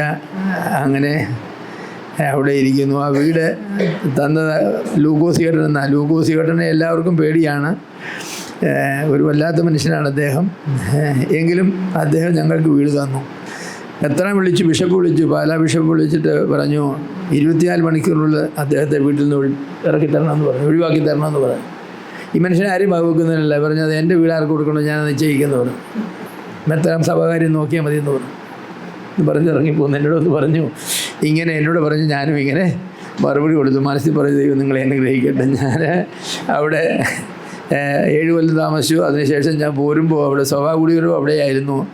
അതുകൊണ്ട് സഹോദരന്മാർ പറഞ്ഞു, ഈ കെട്ടിടം ഞങ്ങൾ തുറന്നു കിട്ടിയാൽ നല്ലതാണ്. പറഞ്ഞു എബ്രഹാം തോമസ് അവരും പറയാൻ എത്ര വർഷത്തേക്ക് വേണ്ടി തരാമെന്ന് പറഞ്ഞു. ഞാൻ പറഞ്ഞു കൊടുത്തേക്കാൻ പറഞ്ഞു. അങ്ങനെ അവസാനം വരെയും അത് അവർ വാടക കൊടുക്കും. ഞാൻ പറഞ്ഞുകൊണ്ട് അത് കൊടുത്തിരുന്നു. ആ മനുഷ്യർക്ക് മരിച്ചുപോയി. എങ്കിലും പാലായിലെ സഭയുണ്ട്. പാലായിരിക്കുന്ന കാലത്താണ് കല്ലൂർക്കാട് സഭയുണ്ടായത്. സുവിശേഷം ആദ്യം പറഞ്ഞ ശ്യാമള എന്ന് പറഞ്ഞ ഒരാളാണ്. അപ്പോൾ ചാക്കോ ചേട്ടനെ വിളിക്കും. ചാക്കോ ചേട്ടനെ രക്ഷയിലേക്ക് നടത്തിയ ശ്യാമള അഗ്രികൾച്ചർ ഓഫീസറാണ്. ശ്യാമളയ്ക്ക് കല്ലൂർക്കാട് പോസ്റ്റിംഗ് കിട്ടി. അപ്പോൾ അവിടെ ഈ സൗരന്മാർ ഓഫീസ് ചെന്നപ്പോൾ പറഞ്ഞു, നിങ്ങൾ എബ്രഹാം തോമസ് പറഞ്ഞാൽ പാലായിലുണ്ട്, അദ്ദേഹത്തെ നിങ്ങൾ പരിചയപ്പെടണമെന്ന് പറഞ്ഞു. ഇവർ രക്ഷിക്കപ്പെട്ട് നിൽക്കുക. സഭ ഏതാണെന്നറിയാതെ ഇങ്ങനെ നിൽക്കുന്ന സമയം കുറച്ച് പേരുണ്ട്, 6 പേരുണ്ടായിരുന്നല്ലേ. ക്ലീറ്റസ് അതിലൊരാളാണ്. ക്ലീറ്റസ്, അതുപോലെ വേറെ ആരൊക്കെയാണ് സൗരന്മാരുണ്ട്. ഏതായാലും അവർ ശ്യാമളയുമായിട്ട് ബന്ധപ്പെട്ടു, പിന്നെ ഞാനുമായിട്ട് ബന്ധപ്പെട്ടു. അതിൻ്റെ ഫലമായിട്ട് ഇന്ന് ആ പ്രദേശങ്ങളിലെ പല സഭകളുണ്ടാകാനായിട്ടിടയായി. ഞാനല്ല അധ്വാനിച്ചൊക്കെ ഇവരാണ്. എന്നെപ്പറ്റി ഞാൻ പറയുന്നത്, ഞാൻ ഒരു തിരി മാത്രമാണ്, സ്പാർക്ക് എന്ന് പറയും. എന്താണ് പറയുന്നത്? തീപ്പൊരി മാത്രമാണ്.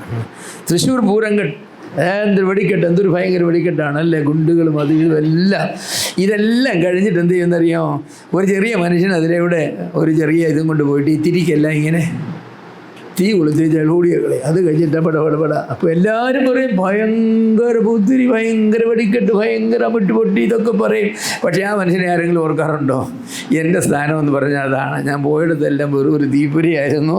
പടക്കവും കുണ്ടുമൊക്കെ വേറെ ആളുകളാണ്. ദൈവം അവരെയൊക്കെ ഉപയോഗിച്ചു. അതുകൊണ്ട് അതിലൊരു ഗുണ്ടാണ് എ.പി. ജോസഫ് സാർ എന്ന് പറയുന്നത്. വേറൊരു ഗുണ്ടാണ് ഇദ്ദേഹം എന്ന് പറയുന്നത്.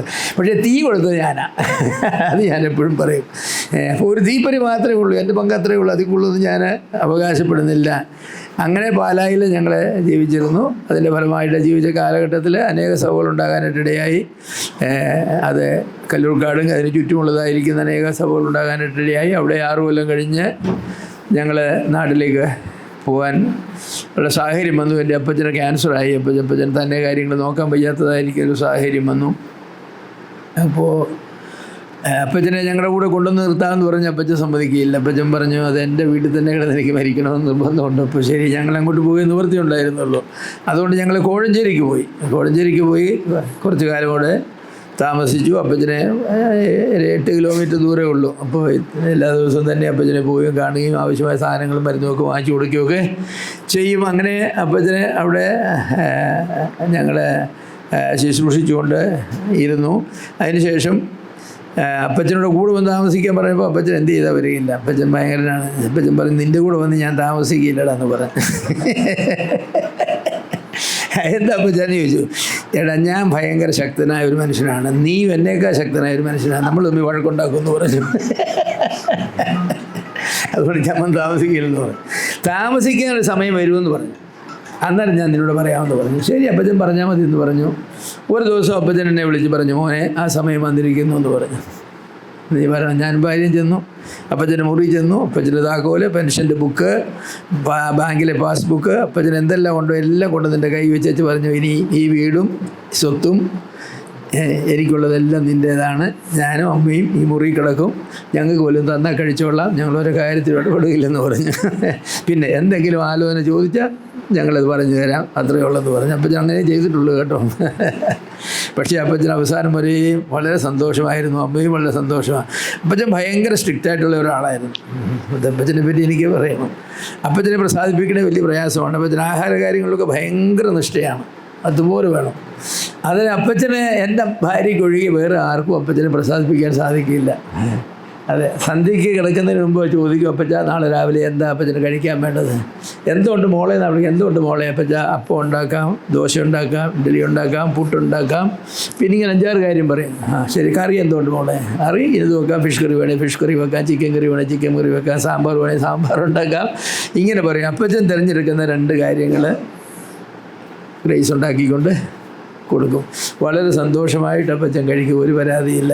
അത് കഴിയുമ്പോൾ ചോദിക്കും, അപ്പച്ച 11 മണിക്ക് ചായക്ക് അതിൻ്റെ കൂടെ കടിക്കാൻ അപ്പച്ചൻ എന്ത് വേണം? എന്തുകൊണ്ട് മോളെ? അത് പറയും. എന്തെങ്കിലും അപ്പച്ചൻ പറയുന്നത് കൊടുക്കും. ഉച്ചയ്ക്കത്തെ ഊണ് എന്ത് വേണമെന്ന് പറയും, അതുപോലെ തന്നെ. 4 മണിക്ക് എന്ത് വേണം അത് തന്നെ. അങ്ങനെ അപ്പച്ചനെ അമ്മച്ചിയും ശ്രദ്ധിച്ചു. ഒരു ദിവസം പോലും ഒരു പരാതി ഗ്രേസ് കിട്ടിയില്ല. എന്നോട് പറയും, നീ പലപ്പോഴും എന്നോട് വഴക്ക് കിട്ടും, പക്ഷേ ഗ്രേസ് മോൾ എന്നോട് ഒരിക്കലും വഴക്ക് കിട്ടിയിട്ടില്ലെന്ന് പറയും. അപ്പം പലപ്പോഴും ഈ മരുമക്കളും അമ്മായിമ്മയും അമ്മായിപ്പനും ഒക്കെ ആയിട്ട് പ്രശ്നം ഉണ്ടാക്കുന്ന കേൾക്കുമ്പോൾ എനിക്ക് ചിരി വരുമോ, എന്താ കാര്യം, വേണേ തിന്നിടും, വേണ്ട എടുത്തിട്ട് പോവും എന്ന് പറയുന്ന മരുമക്കളാണ്. അതിന് പകരം അവരോട് പ്രായമായ അപ്പച്ചനോട്, അപ്പച്ചൻ എന്താ അപ്പച്ച വേണ്ടത് എന്ന് ചോദിച്ച് അവർക്ക് വേണ്ടതുണ്ടാക്കി കൊടുത്ത് അവർ വഴക്ക് കിട്ടുമോ? ഒരു വഴക്കുണ്ടായിരുന്നില്ല. മരിക്കുന്ന ദിവസം ഒഴികെ എല്ലാ ദിവസവും രാവിലെ 2 താറാവ് മുട്ടയും 1 ഏത്തപ്പഴവും 1 കപ്പ് കാപ്പിയും രാവിലെ 4 മണിയാകുമ്പോൾ അപ്പച്ചൻ കഴിക്കും. പിന്നെ 9 മണിയാകും ബ്രേക്ക്ഫാസ്റ്റ് വേറെ. മരിക്കുന്ന അന്ന് ഏത്തപ്പഴം മാത്രമേ കഴിച്ചുള്ളൂ, താറാവ് മുട്ട കഴിച്ചില്ല. അന്ന് അപ്പച്ചൻ പറഞ്ഞ് എന്തോ എനിക്കിന്നൊരു സുഖം തോന്നുന്നില്ലെന്ന് പറഞ്ഞു. അന്ന് മരിക്കുകയും ചെയ്തു അപ്പച്ചൻ.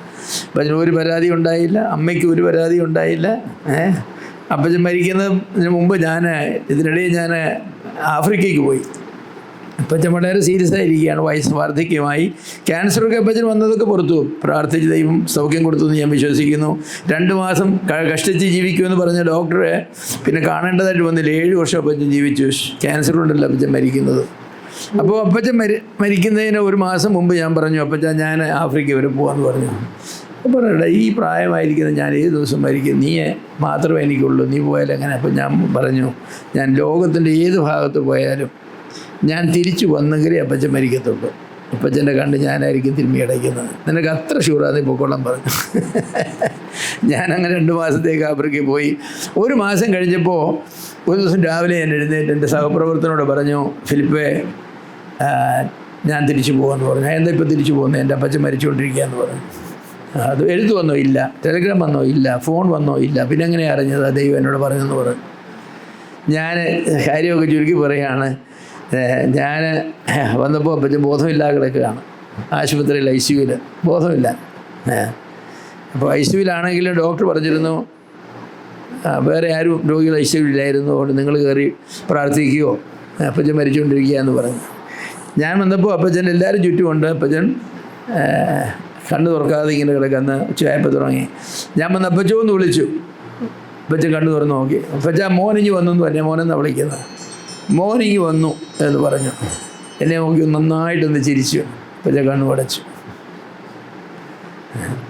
അപ്പോൾ അപ്പച്ചൻ്റെ മരണത്തിൻ്റെ കാര്യത്തിൽ ഞാൻ പറഞ്ഞ വാക്ക് അതുപോലെ പാലിച്ചു.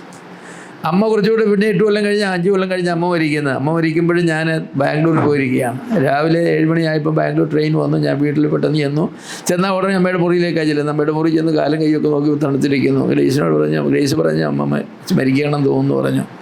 പറഞ്ഞു ആശുപത്രി കൊണ്ടുപോകാതെ ഞങ്ങൾ ആശുപത്രി ഡോക്ടർ പറഞ്ഞു അമ്മച്ചി മരിച്ചുകൊണ്ടിരിക്കുകയാണെന്ന് പറഞ്ഞു. 1 മണിക്കൂർ കൂടുതൽ ജീവിച്ചിരിക്കില്ലെന്ന് പറഞ്ഞു. അപ്പോഴും അമ്മച്ചിക്ക് സുബോധമുണ്ട്.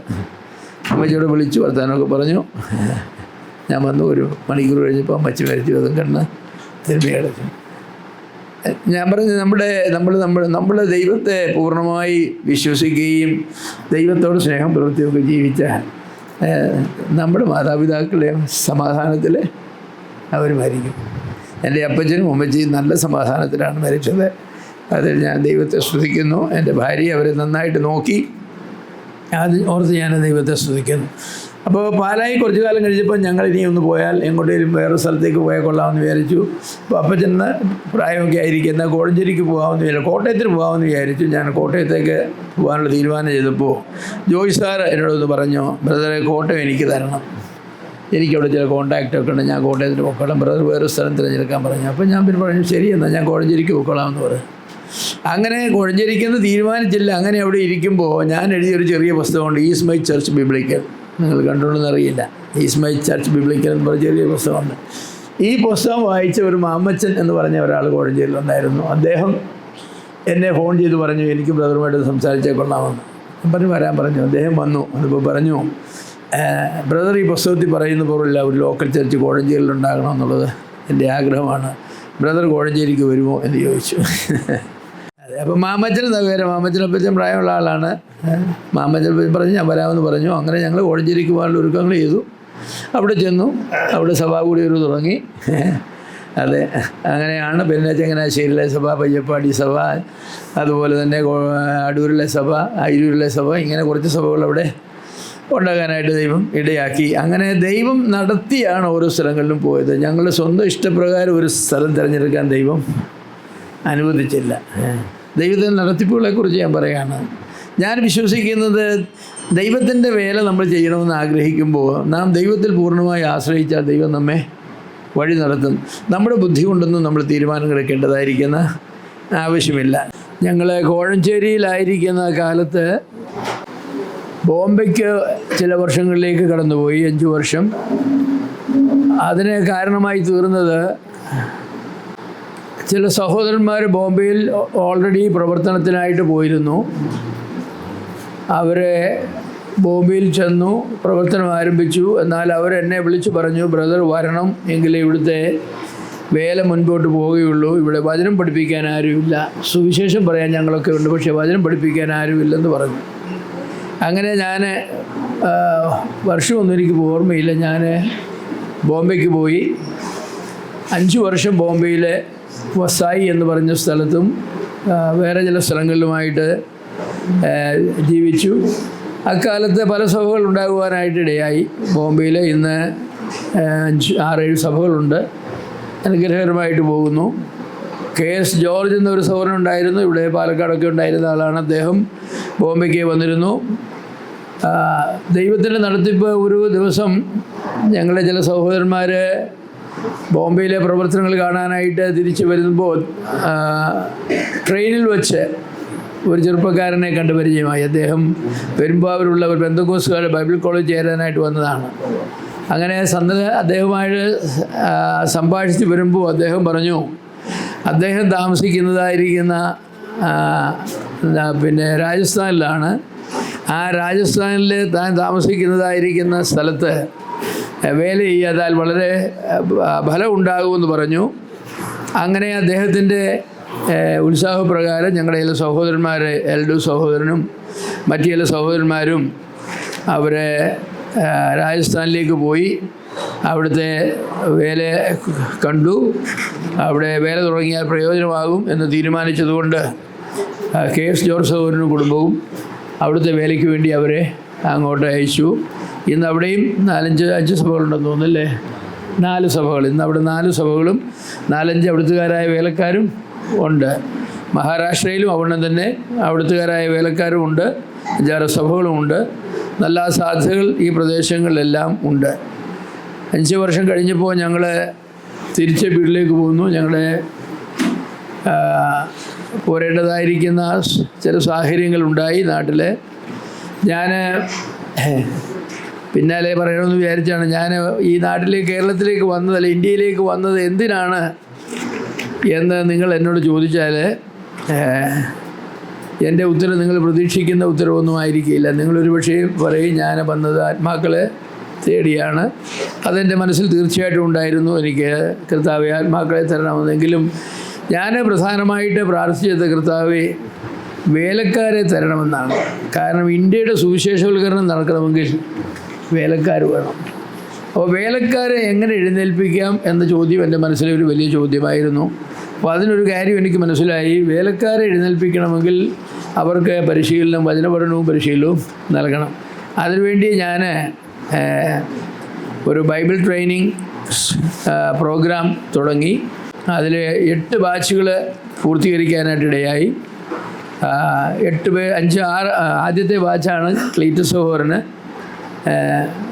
അതുപോലെ സുനിൽ എബ്രഹാം, പിന്നെ ആരൊക്കെയായിരുന്നു, ഈ CV ജോസഫ് സഹോദരന്,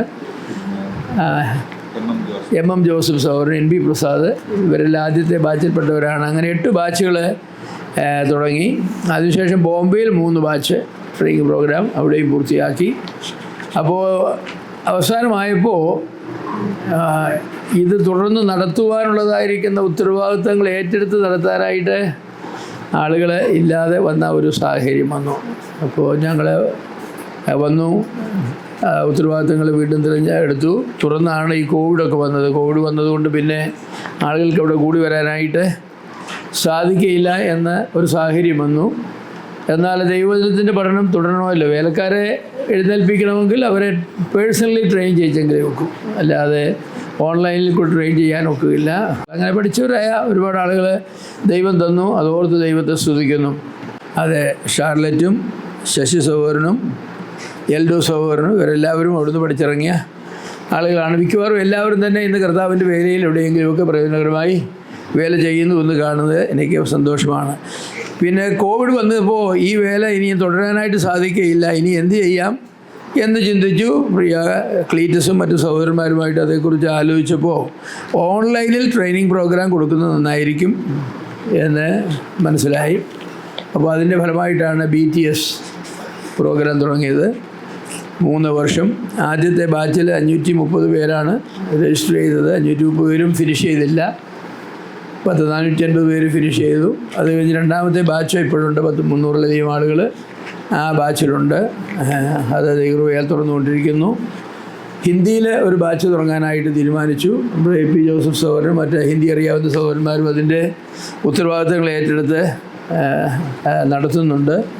അപ്പോൾ അങ്ങനെ ട്രെയിനിങ് പ്രോഗ്രാം ആ നിലയിൽ തുടരുന്നുണ്ട്. ഞാൻ പറയുമ്പോൾ 83 വയസ്സായി. എനിക്കിനിയും പോകാനും വരാനും ഒക്കെ യോശുവ പറഞ്ഞ പോലെയുള്ള കരുത്തെനിക്കില്ല. 55-ാമത്തെ വയസ്സ് യോശുവ മോശയോട് പറഞ്ഞു, നീ അന്ന് എന്നെ അയക്കുന്ന സമയത്ത് കാലേബ് പറഞ്ഞു, അന്ന് നീ എന്നെ അയച്ചപ്പോൾ ഉള്ള കരുത്ത് എനിക്കിപ്പോഴും ഉണ്ട്. അതുപോലെ ഏത് മലയായിരുന്നു? ഹെബ്രോൻ മല എനിക്ക് തരിക. അവിടെയുള്ള അനാക്കി മല്ലന്മാരെ ഞാനത് കൈകാര്യം ചെയ്യാമെന്ന് പറഞ്ഞു. അത് കൊടുക്കുകയും കൈകാര്യം ചെയ്തു. എനിക്കങ്ങനെ പറയാനായിട്ട് സാധിക്കില്ല. 85 ഞാൻ ആയിട്ടില്ല, 83 ആയിട്ടുള്ളൂ. എങ്കിലും എൻ്റെ കഴിവുള്ള കാര്യങ്ങൾ ഞാൻ തീർച്ചയായിട്ടും ചെയ്യുന്നുണ്ട്. ബോംബെയിലെ വേലയ്ക്ക് വേണ്ടി ബോംബെയിൽ തന്നെ ജോലിയോടുള്ള ബന്ധത്തിലായിരുന്ന ഷെറീൻ കുര്യാക്കോസ്, അദ്ദേഹവും ഭാര്യ ഡയാനയും അവർ വേലയ്ക്ക് വേണ്ടി മധ്യപ്രദേശത്തേക്ക് പോയി. അതുപോലെ തന്നെ മധ്യപ്രദേശത്തുണ്ടായിരുന്ന പവന ട്രെയിനിങ്ങിന് വന്ന് 3 വർഷം എൻ്റെ വീട്ടിൽ പഠിച്ചതിന് ശേഷം അദ്ദേഹം തിരിച്ച് മധ്യപ്രദേശത്തേക്ക് പോയി അവിടെ വേല തുടങ്ങി. അതിനുശേഷമാണ് ഷെറീൻ പിന്നെ അവിടേക്ക് ചെന്നു. അത് കഴിഞ്ഞിട്ട് പിന്നെ ജോഷി ഭാര്യയും അവിടെ ചെന്നു. പിന്നെ അവിടുത്തുകാരനായ വേറൊരു സഹോദരനും ആ ട്രെയിനിങ്ങിൻ്റെ ആ വേലയുടെ ഭാഗമായിട്ട് അവിടെയുണ്ട്. അപ്പോൾ ദൈവം ആ വേലയെ അനുഗ്രഹിച്ചു. രാജസ്ഥാനിലെ വേലയെ അനുഗ്രഹിച്ചു, മധ്യപ്രദേശത്തെ വേലയെ അനുഗ്രഹിച്ചു. അതോടൊപ്പം തന്നെയാണ് പിന്നെ ട്രെയിനിങ്ങിന് വന്നതായിരിക്കുന്ന NP പ്രസാദും വേറെ ചില സഹോദരന്മാരും അവർ ആന്ധ്രാപ്രദേശത്തേക്ക് പോയി. അതിൻ്റെ ഫലമായിട്ട് ആന്ധ്രയിൽ പല സഭകൾ ഉണ്ടാകുവാനായിട്ടിടയായി. തമിഴ്നാട്ടിൽ നിന്നും വന്നതായിരിക്കുന്ന പ്രഭാകർ സഹോദരൻ ട്രെയിനിങ് കഴിഞ്ഞ് അവിടേക്ക് പോയി, അവിടെ വേല തുടങ്ങി. അങ്ങനെ അവിടെ പല സഭകളും വേലക്കാരും ഉണ്ടാകുവാനായിട്ടിടയായി. ട്രെയിനിങ്ങിന് വന്നതായിരിക്കുന്ന പിന്നെ ചില സഹോദരന്മാർ ഇവിടുന്ന് കർണാടകയിൽ നിന്ന് വന്നു. അവർ ട്രെയിനിങ് കഴിഞ്ഞ് പോയി. ആനന്ദ് എന്ന് പറഞ്ഞൊരു സഹോദരനെ ആണ് ആദ്യം ട്രെയിനിങ്ങിന് വേണ്ടി വന്നത് ആന്ധ്രയിൽ നിന്ന്. ആനന്ദ് ഇന്നവിടെ വേല ചെയ്യുന്നുണ്ട്. അങ്ങനെ പല സ്ഥലങ്ങളിൽ നിന്നും പല ജില്ലകളിൽ നിന്നുമൊക്കെ ആളുകൾ വന്നു, ഡിസ്ട്രിക്റ്റുകളിൽ നിന്നും ആളുകൾ വന്നു. വേലയെ കർത്താവ് അങ്ങനെ തീർച്ചയായിട്ടും അനുഗ്രഹിച്ചു, പുരോഗമിക്കുന്നു. ഇനി വേല ഏറ്റെടുത്ത് നടത്തുവാൻ കഴിവുള്ള സഹോദരന്മാരെ ദൈവം തന്നിട്ടുണ്ട്. അതോർത്ത് ഞാൻ ദൈവത്തെ സ്തുതിക്കുന്നു. അപ്പോൾ ഈ കഴിഞ്ഞ 42 വർഷങ്ങളായിട്ട് ഞങ്ങൾ ഇന്ത്യയിലാണ് വേല ചെയ്യുന്നത്. 1972 കർത്താവിൻ്റെ വേലയ്ക്ക് വേണ്ടി ഞാൻ പോയത്. അങ്ങനെയാണെങ്കിൽ 51 വർഷങ്ങളായി കർത്താവിൻ്റെ വേലയിലായിട്ടെങ്കിൽ 42 വർഷങ്ങൾ ഇന്ത്യയിലെ കർത്താവിൻ്റെ 44 വർഷങ്ങൾ 1980 ഞങ്ങൾ വന്നത്. 44 വർഷങ്ങൾ കർത്താവിൻ്റെ വേല ഈ രാജ്യത്ത് ചെയ്യാനായിട്ടിടയായി. അപ്പോൾ കർത്താവിൻ്റെ കൃപ ധാരാളം തന്നു. എൻ്റെ മക്കളും കർത്താവിൻ്റെ വേലയിൽ വരണമെന്നുള്ളത് ഞങ്ങളുടെ വലിയ ആഗ്രഹമായിരുന്നുവെങ്കിലും എല്ലാവരും വന്നിട്ടില്ല. 2 പേര് കർത്താവിൻ്റെ വേലയിലാണ്. സുനിൽ, ജവാനയ്ക്ക് അമേരിക്കൻ പൗരത്വമുള്ള ഒരാളാണ്. അവൾ അവിടെ ജനിച്ച ആളാണ്. എങ്കിലും അവൾ പറഞ്ഞു, ഞാൻ അമേരിക്കയ്ക്ക് പോകുന്നില്ല, ഇന്ത്യയിൽ വേല ചെയ്യണമെന്നാണ് എൻ്റെ ആഗ്രഹം. അതുകൊണ്ട് അവളും സുനിലും കർത്താവിൻ്റെ വേല ഇപ്പോൾ തിരുമല എന്ന് പറയുന്ന സ്ഥലത്ത് താമസിച്ചുകൊണ്ട് ചെയ്യുന്നു. അവിടെ നെയ്യാറ്റിൻകരയിലും പാലരാപുരത്തും തിരുമലയിലും ഒരാദ്യം തിരുവനന്തപുരത്തായിരുന്നു. അവിടെയൊക്കെ സഭകളുണ്ട്. മറ്റു സഹോദരന്മാരും തിരുവനന്തപുരത്ത് പ്രവർത്തിച്ചവരുണ്ട്. അവരെ ഓർത്ത് ദൈവത്തെ സ്തുതിക്കുന്നു. അതുപോലെ സൂസനും പ്രമോദും അവരെ 7 കൊല്ലം അമേരിക്കയിൽ ജോലിയായിരുന്നു. അത് കളഞ്ഞ ശേഷം അവർ നാട്ടിലേക്ക് വന്നു. കർത്താവിന് വേല ചെയ്യണമെന്ന് അവർക്ക് ആഗ്രഹമുണ്ടായിരുന്നു. അവർ ഹോസൂരിൽ ACയിൽ ചേർന്നു. അവിടെ MTH കഴിഞ്ഞു, PhDക്ക് ചേർന്നു. അപ്പോൾ അവർ അദ്ദേഹത്തോട് പ്രമോദിനോട് ആവശ്യപ്പെട്ടതനുസരിച്ച് പ്രമോദ് ESCയുടെ ഒരു ബൈബിൾ കോളേജ് ഉണ്ട് പത്തനംതിട്ട. ആ കോളേജിൻ്റെ ഉത്തരവാദിത്തങ്ങൾ ഏറ്റെടുത്ത് നടത്താമോ എന്ന് ചോദിച്ചു. യുവാക്കന്മാരുടെ ഇടയിൽ പ്രവർത്തിക്കുന്ന പ്രത്യേകിച്ച് പ്രബോധന ആഗ്രഹമായി താല്പര്യമായിരുന്നുകൊണ്ട് ചെയ്യാമെന്ന് പറഞ്ഞു. ആ നിലയിൽ അതിൻ്റെ പ്രിൻസിപ്പലായിട്ട് ഇന്ന് വേല ചെയ്യുന്നു. ഞങ്ങളിൽ നിന്ന് ഒരു 6 കിലോമീറ്റർ 5 കിലോമീറ്റർ ദൂരമുള്ളൂ. അപ്പോൾ ഞങ്ങൾക്ക് അടുത്താണ്. അവരെല്ലാ ബുധനാഴ്ചയും വരും. ഗ്രേസിനെ പ്രാർത്ഥനയോഗത്തിൽ കൊണ്ടുപോകാൻ, ഞായറാഴ്ച കൊണ്ടുപോകാനും. അതുപോലെ കോഴഞ്ചേരി സഭയ്ക്ക് ഒരു അനുഗ്രഹമാണ് ദൈവവചനം പഠിപ്പിക്കുന്നതിലും മറ്റു കാര്യങ്ങളിലും. അങ്ങനെ ഇളയ മകനാണ് നെയ്തന്. അവന് ബാംഗ്ലൂരിൽ കർത്താവിൻ്റെ ജോലിയോട് കൂടെ കർത്താവിൻ്റെ വേലയിലായിരിക്കുന്നു. അത് ഓർത്ത് ദൈവത്തെ സ്തുതിക്കുന്നു. അവരെ സംബന്ധിച്ച് ഞങ്ങൾക്ക് തികഞ്ഞ തൃപ്തിയുണ്ട്. കർത്താവിൻ്റെ വേലയിലായിരിക്കുന്നു. അങ്ങനെ മക്കളെല്ലാവരും തന്നെ, മൂത്ത 2 മക്കളും അമേരിക്കയിലാണ്. അവർ കർത്താവിൻ്റെ വേലയിലായിരിക്കുന്നു എന്ന് ഞാൻ പറയട്ടെ. കാരണം ഇന്ത്യയിലെ വേലയെ സഹായിക്കുന്നതിൽ അവർക്കൊരു വലിയ പങ്കുണ്ട്. തീർച്ചയായിട്ടും അവരെ കഴിവത് കാര്യങ്ങൾ അവർ ചെയ്യുന്നുണ്ട്. പ്രത്യേകിച്ച് ഞങ്ങളെ സംബന്ധിച്ച് ഞങ്ങളുടെ ആവശ്യങ്ങളിൽ ഒക്കെ അവരെ കൈ തുറന്ന് സഹായിക്കുന്നു. അതുകൊണ്ടാണ് ഞങ്ങളും ഇങ്ങനെ മുന്നോട്ട് പോവുകയും വേലയിൽ ഇങ്ങനെ മുന്നോട്ട് പോവുകയും ചെയ്യുന്നത്. അതുകൊണ്ട് എല്ലാ മക്കളും തന്നെ കർത്താവിൻ്റെ വേലയിൽ ആയിരിക്കുന്നു. ഇനിയും അടുത്ത തലമുറയാണ്. അവരെ കർത്താവ് വിളിക്കട്ടെ, കർത്താവിൻ്റെ വേലയ്ക്ക് വേണ്ടി അവർ കർത്താവിൻ്റെ ഇഷ്ടം പോലെ എന്ന് ഞാൻ പ്രാർത്ഥിക്കുകയാണ് ചെയ്യുന്നത്. ഞാനൊരു വാക്ക് എൻ്റെ ഭാര്യയെക്കുറിച്ച് പറയേണ്ടത് ആവശ്യമാണ്. പല പ്രാവശ്യം പറഞ്ഞെങ്കിൽ ഞാൻ ചെയ്ത എല്ലാ കാര്യങ്ങളിലും എൻ്റെ സഹായിയായും സഖിയായും ഗ്രേസാണ് നിന്നിട്ടുള്ളത്. ഒരു കാര്യം ഞാൻ തുറന്നു പറയാം. ഗ്രേസ് അല്ലാതെ വേറെ ഏത് സ്ത്രീ ആയിരുന്നെങ്കിലും, എൻ്റെ ഭാര്യ ആയിരുന്നെങ്കിൽ ഞാൻ ചെയ്ത എല്ലാ കാര്യങ്ങളും ചെയ്യുവാനായിട്ട് സാധിക്കുമായിരുന്നില്ല. കാരണം കർത്താവിൻ്റെ വേല വളരെ ബുദ്ധിമുട്ടുള്ളതാണ്. പലപ്പോഴും ഞങ്ങൾ പട്ടിണി കിടക്കേണ്ടതായിട്ട് വന്നിട്ടുണ്ട്. 2-3 ദിവസങ്ങൾ വെള്ളം മാത്രം കുടിച്ച് കിടക്കേണ്ടതായിട്ട് വന്നിട്ടുണ്ട്. ഒരു പരാതി പറയാതെ ഏത് സാഹചര്യത്തിലും സന്തുഷ്ടയായിട്ട് ജീവിക്കുവാനും ഇടയായി. എന്ന് മാത്രമല്ല, മക്കളെ പഠിപ്പിക്കുകയും പരിശീലിപ്പിക്കുകയും രോഗമായാൽ ആശുപത്രി കൊണ്ടുപോവുകയും സ്കൂൾ അഡ്മിഷൻ വാങ്ങി കൊടുക്കുകയും എല്ലാം ചെയ്ത ഗ്രേസാണ്. ഞാൻ ആ കാര്യങ്ങൾ ഗ്രേസിനെ ഏൽപ്പിച്ചു. നീ ചെയ്തോണമെന്ന് പറഞ്ഞ് എനിക്ക് സമയമില്ല. അതുകൊണ്ട് എല്ലാ കാര്യങ്ങളും PTA മീറ്റിങ്ങിന് പോകുന്നതോ അവർ അഡ്മിഷന് പോകുന്നതോ എല്ലാ കാര്യങ്ങളും ഗ്രേസ് വിശ്വസ്തമായിട്ട് ഇന്നേവരെ ചെയ്തിട്ടുണ്ട്. ഒരു പരാതിയില്ലാതെ എനിക്ക് ഞാനൊരു പിതാവെന്ന നിലയിൽ ചെയ്യേണ്ട ചില കാര്യങ്ങളുണ്ട്. കാര്യങ്ങൾ മാത്രം ഞാൻ ചെയ്യും. അപ്പോൾ അങ്ങനെ ചെയ്യാനായിട്ട് എന്നെ പ്രേരിപ്പിച്ച് എന്താണെന്ന് ചോദിച്ചാൽ, ഞാൻ 10ാം ക്ലാസ് പാസ്സായി കഴിഞ്ഞ് എനിക്ക് കോളേജിൽ പോകണമെന്ന് ആഗ്രഹം ഉണ്ടായിരുന്നു. അപ്പോൾ അപ്പച്ചനോട് പറഞ്ഞു, അപ്പച്ച കോളേജിൽ അഡ്മിഷൻ ദിവസമാണ്, ഞാൻ എന്ത് ചെയ്യണമെന്ന് ചോദിച്ചു. പേഴ്സ് ഡ്രോയിൽ നിന്ന് കാശെടുത്തുകൊണ്ട് കൊണ്ടും പറഞ്ഞു. ഞാൻ പറഞ്ഞു അപ്പച്ചും കൂടെ പറഞ്ഞു. ഞാൻ വരില്ലെന്ന് പറഞ്ഞു. എൻ്റെ ആവശ്യമില്ലെന്ന് പറഞ്ഞു. നിങ്ങൾക്ക് പഠിക്കണം, നീ പോയി പഠിക്കാൻ പറഞ്ഞു. അപ്പം ഞാൻ തന്നെയാണ് കോളേജിൽ പോയി അഡ്മിഷൻ എടുത്തത്. ഹൈസ്കൂൾ അഡ്മിഷൻ, മിഡിൽ സ്കൂൾ കഴിഞ്ഞ് അഡ്മിഷൻ എടുക്കാൻ ഹൈസ്കൂളിലും അങ്ങനെ തന്നെയാണ്. അപ്പച്ച അന്ന് ഞങ്ങൾ പഠിക്കുന്ന കാലത്ത് പിന്നെ 4th 5th 6th എന്നാണ്. ഇന്നത്തെ പോലെ 11, 12, 13 എന്നല്ല അന്നത്തെ എണ്ണുന്നത്. അപ്പോൾ ഞാൻ 8ാം ക്ലാസ് കഴിഞ്ഞു. 8 വരെ അത് 8ാം ക്ലാസ് വരെ അങ്ങനെയാണ്. അത് കഴിഞ്ഞ് ഇംഗ്ലീഷ് സിസ്റ്റത്തിലേക്ക് വരുമ്പോൾ 1st, 2nd, 3rd, 4th അങ്ങനെയാണ്. ഞാനപ്പോൾ പറഞ്ഞപ്പോൾ എനിക്ക് എൻ്റെ സ്കൂൾ ഇവിടുത്തെ കഴിഞ്ഞു, 8ാം ക്ലാസ് കഴിഞ്ഞു, ഇനിയും ഹൈസ്കൂളിലേക്ക് പോകണം, ഞാനെന്ത് ചെയ്യണമെന്ന് ചോദിച്ചു. അപ്പോൾ ഞാൻ പറയേണ്ട കാര്യമൊന്നുമില്ലെന്ന് പറഞ്ഞു. നിനക്ക് പ്രായമായി ഇതിൻ്റെ കാര്യം പറയാം, നീ പോയിട്ട് നീ ചേരാൻ പറഞ്ഞു. ഞാൻ പേടിച്ചൊക്കെയാണ് പോയത്. എല്ലാവരുടെയും അപ്പന്മാരുണ്ട്, ഞാൻ മാത്രം ഒരു കൊച്ചു ചെറുക്കം ഇങ്ങനെ നിൽക്കുക. ടീച്ചർ ചോദിച്ചു, നിൻ്റെ അപ്പനും എന്ത് ചെയ്യുന്നു ചോദിച്ചു. ഞാൻ പറഞ്ഞു, സാറിനെ പോലെ തന്നെ എൻ്റെ അപ്പനോട് അഡ്മിഷൻ കൊടുത്തുകൊണ്ടിരിക്കുക പിള്ളേർക്കെന്ന് പറഞ്ഞു. പിന്നെ സാറൊന്നും പറഞ്ഞില്ല, ബാക്കി കാര്യങ്ങളും ചെയ്തു. അന്ന് തുടങ്ങി ഇന്ന് വരെ എൻ്റെ വിദ്യാഭ്യാസത്തിൻ്റെ ഒരു കാര്യത്തിലും എൻ്റെ അപ്പച്ചനോട് വിട്ടിട്ടില്ല. കാശ് തരും, ബാക്കി ഒരു കാര്യത്തിലും നിനക്ക് പഠിക്കണം, നീ പഠിച്ചോണം, അതിനുള്ള കഴിവും പ്രാപ്തിയും നിനക്കായി. ഈ കഴിവില്ലെങ്കിൽ നീ പഠിക്കണ്ട. 8 ക്ലാസ് പഠിച്ചിട്ട് സ്കൂളിൽ പോയി അഡ്മിഷൻ എടുക്കാൻ അറിയില്ല, നീ മേപ്പിൾ പഠിച്ചിട്ട് എന്ത് ചെയ്യാനാ? അപ്പോൾ അതുകൊണ്ട് എന്നെ അങ്ങനെയാണ് പഠിപ്പിച്ച് വന്നതുകൊണ്ട് എനിക്കെൻ്റെ ഭാര്യയോടും പറയാനായിട്ട് ധൈര്യം ഉണ്ടായിരുന്നു, പിള്ളേരോടും പറയാൻ ധൈര്യം ഉണ്ടായിരുന്നു. പിള്ളേരും അങ്ങനെ തന്നെയായിരുന്നു. മൂത്ത മോനെ ഞാൻ BSc കെമിസ്ട്രിക്ക് SP കോളേജ് ചങ്ങനാശ്ശേരി ചേർത്ത്. കെമിസ്ട്രി പഠിക്കണമെന്ന് പറഞ്ഞു. ഏറ്റവും നല്ല സ്കൂൾ കേരളത്തിലെ കെമിസ്ട്രിക്ക് ഏതാന്ന് പറഞ്ഞ് അവിടെ കൊണ്ടുപോയി. ഞാനത് കഴിഞ്ഞ് ഇവിടെയൊക്കെ കണ്ണൂരും കോഴിക്കോടും ഒക്കെ കഴിഞ്ഞ് ഒരാഴ്ച കഴിഞ്ഞ് 2 ആഴ്ച കഴിഞ്ഞ് ചെന്നപ്പോൾ ഗ്രേസ് പറഞ്ഞു, ചെറുക്കനെ SP കോളേജിലല്ല ഇപ്പോൾ പഠിക്കുന്നത്, അവന് തിരുവല്ല സെൻറ്റ് തോമസ് കോളേജിലാണെന്ന് പറഞ്ഞു. ഞാൻ പറയേ എന്തൊരു കാര്യം എന്നോട് പറഞ്ഞില്ലല്ലോ. ഡാഡിയോട് പറഞ്ഞില്ല. അതെ, ഞാനവൻ വന്നൊന്നും പറഞ്ഞാൽ കോപിച്ചൊന്നും പറഞ്ഞില്ല. ഞാൻ ചോദിച്ചോടാ നീ ഇപ്പോൾ ഞാൻ നിന്നെ ചേർത്തല്ല നീ എന്ന് പറയുന്ന അല്ല ഡാഡി എന്ന് പറഞ്ഞു. എന്താ അവിടെ നിന്ന് ചോദിച്ചു. അവിടുത്തെ ഹോസ്റ്റൽ വളരെ മോശമായി, എപ്പോഴും പെണ്ണുങ്ങളെക്കുറിച്ച് സിനിമയെക്കുറിച്ച് അവർക്ക് സംസാരിക്കാൻ നേരമുള്ളൂ. എനിക്കത് കേട്ടുകൊണ്ടിരിക്കാൻ ഇഷ്ടമല്ല.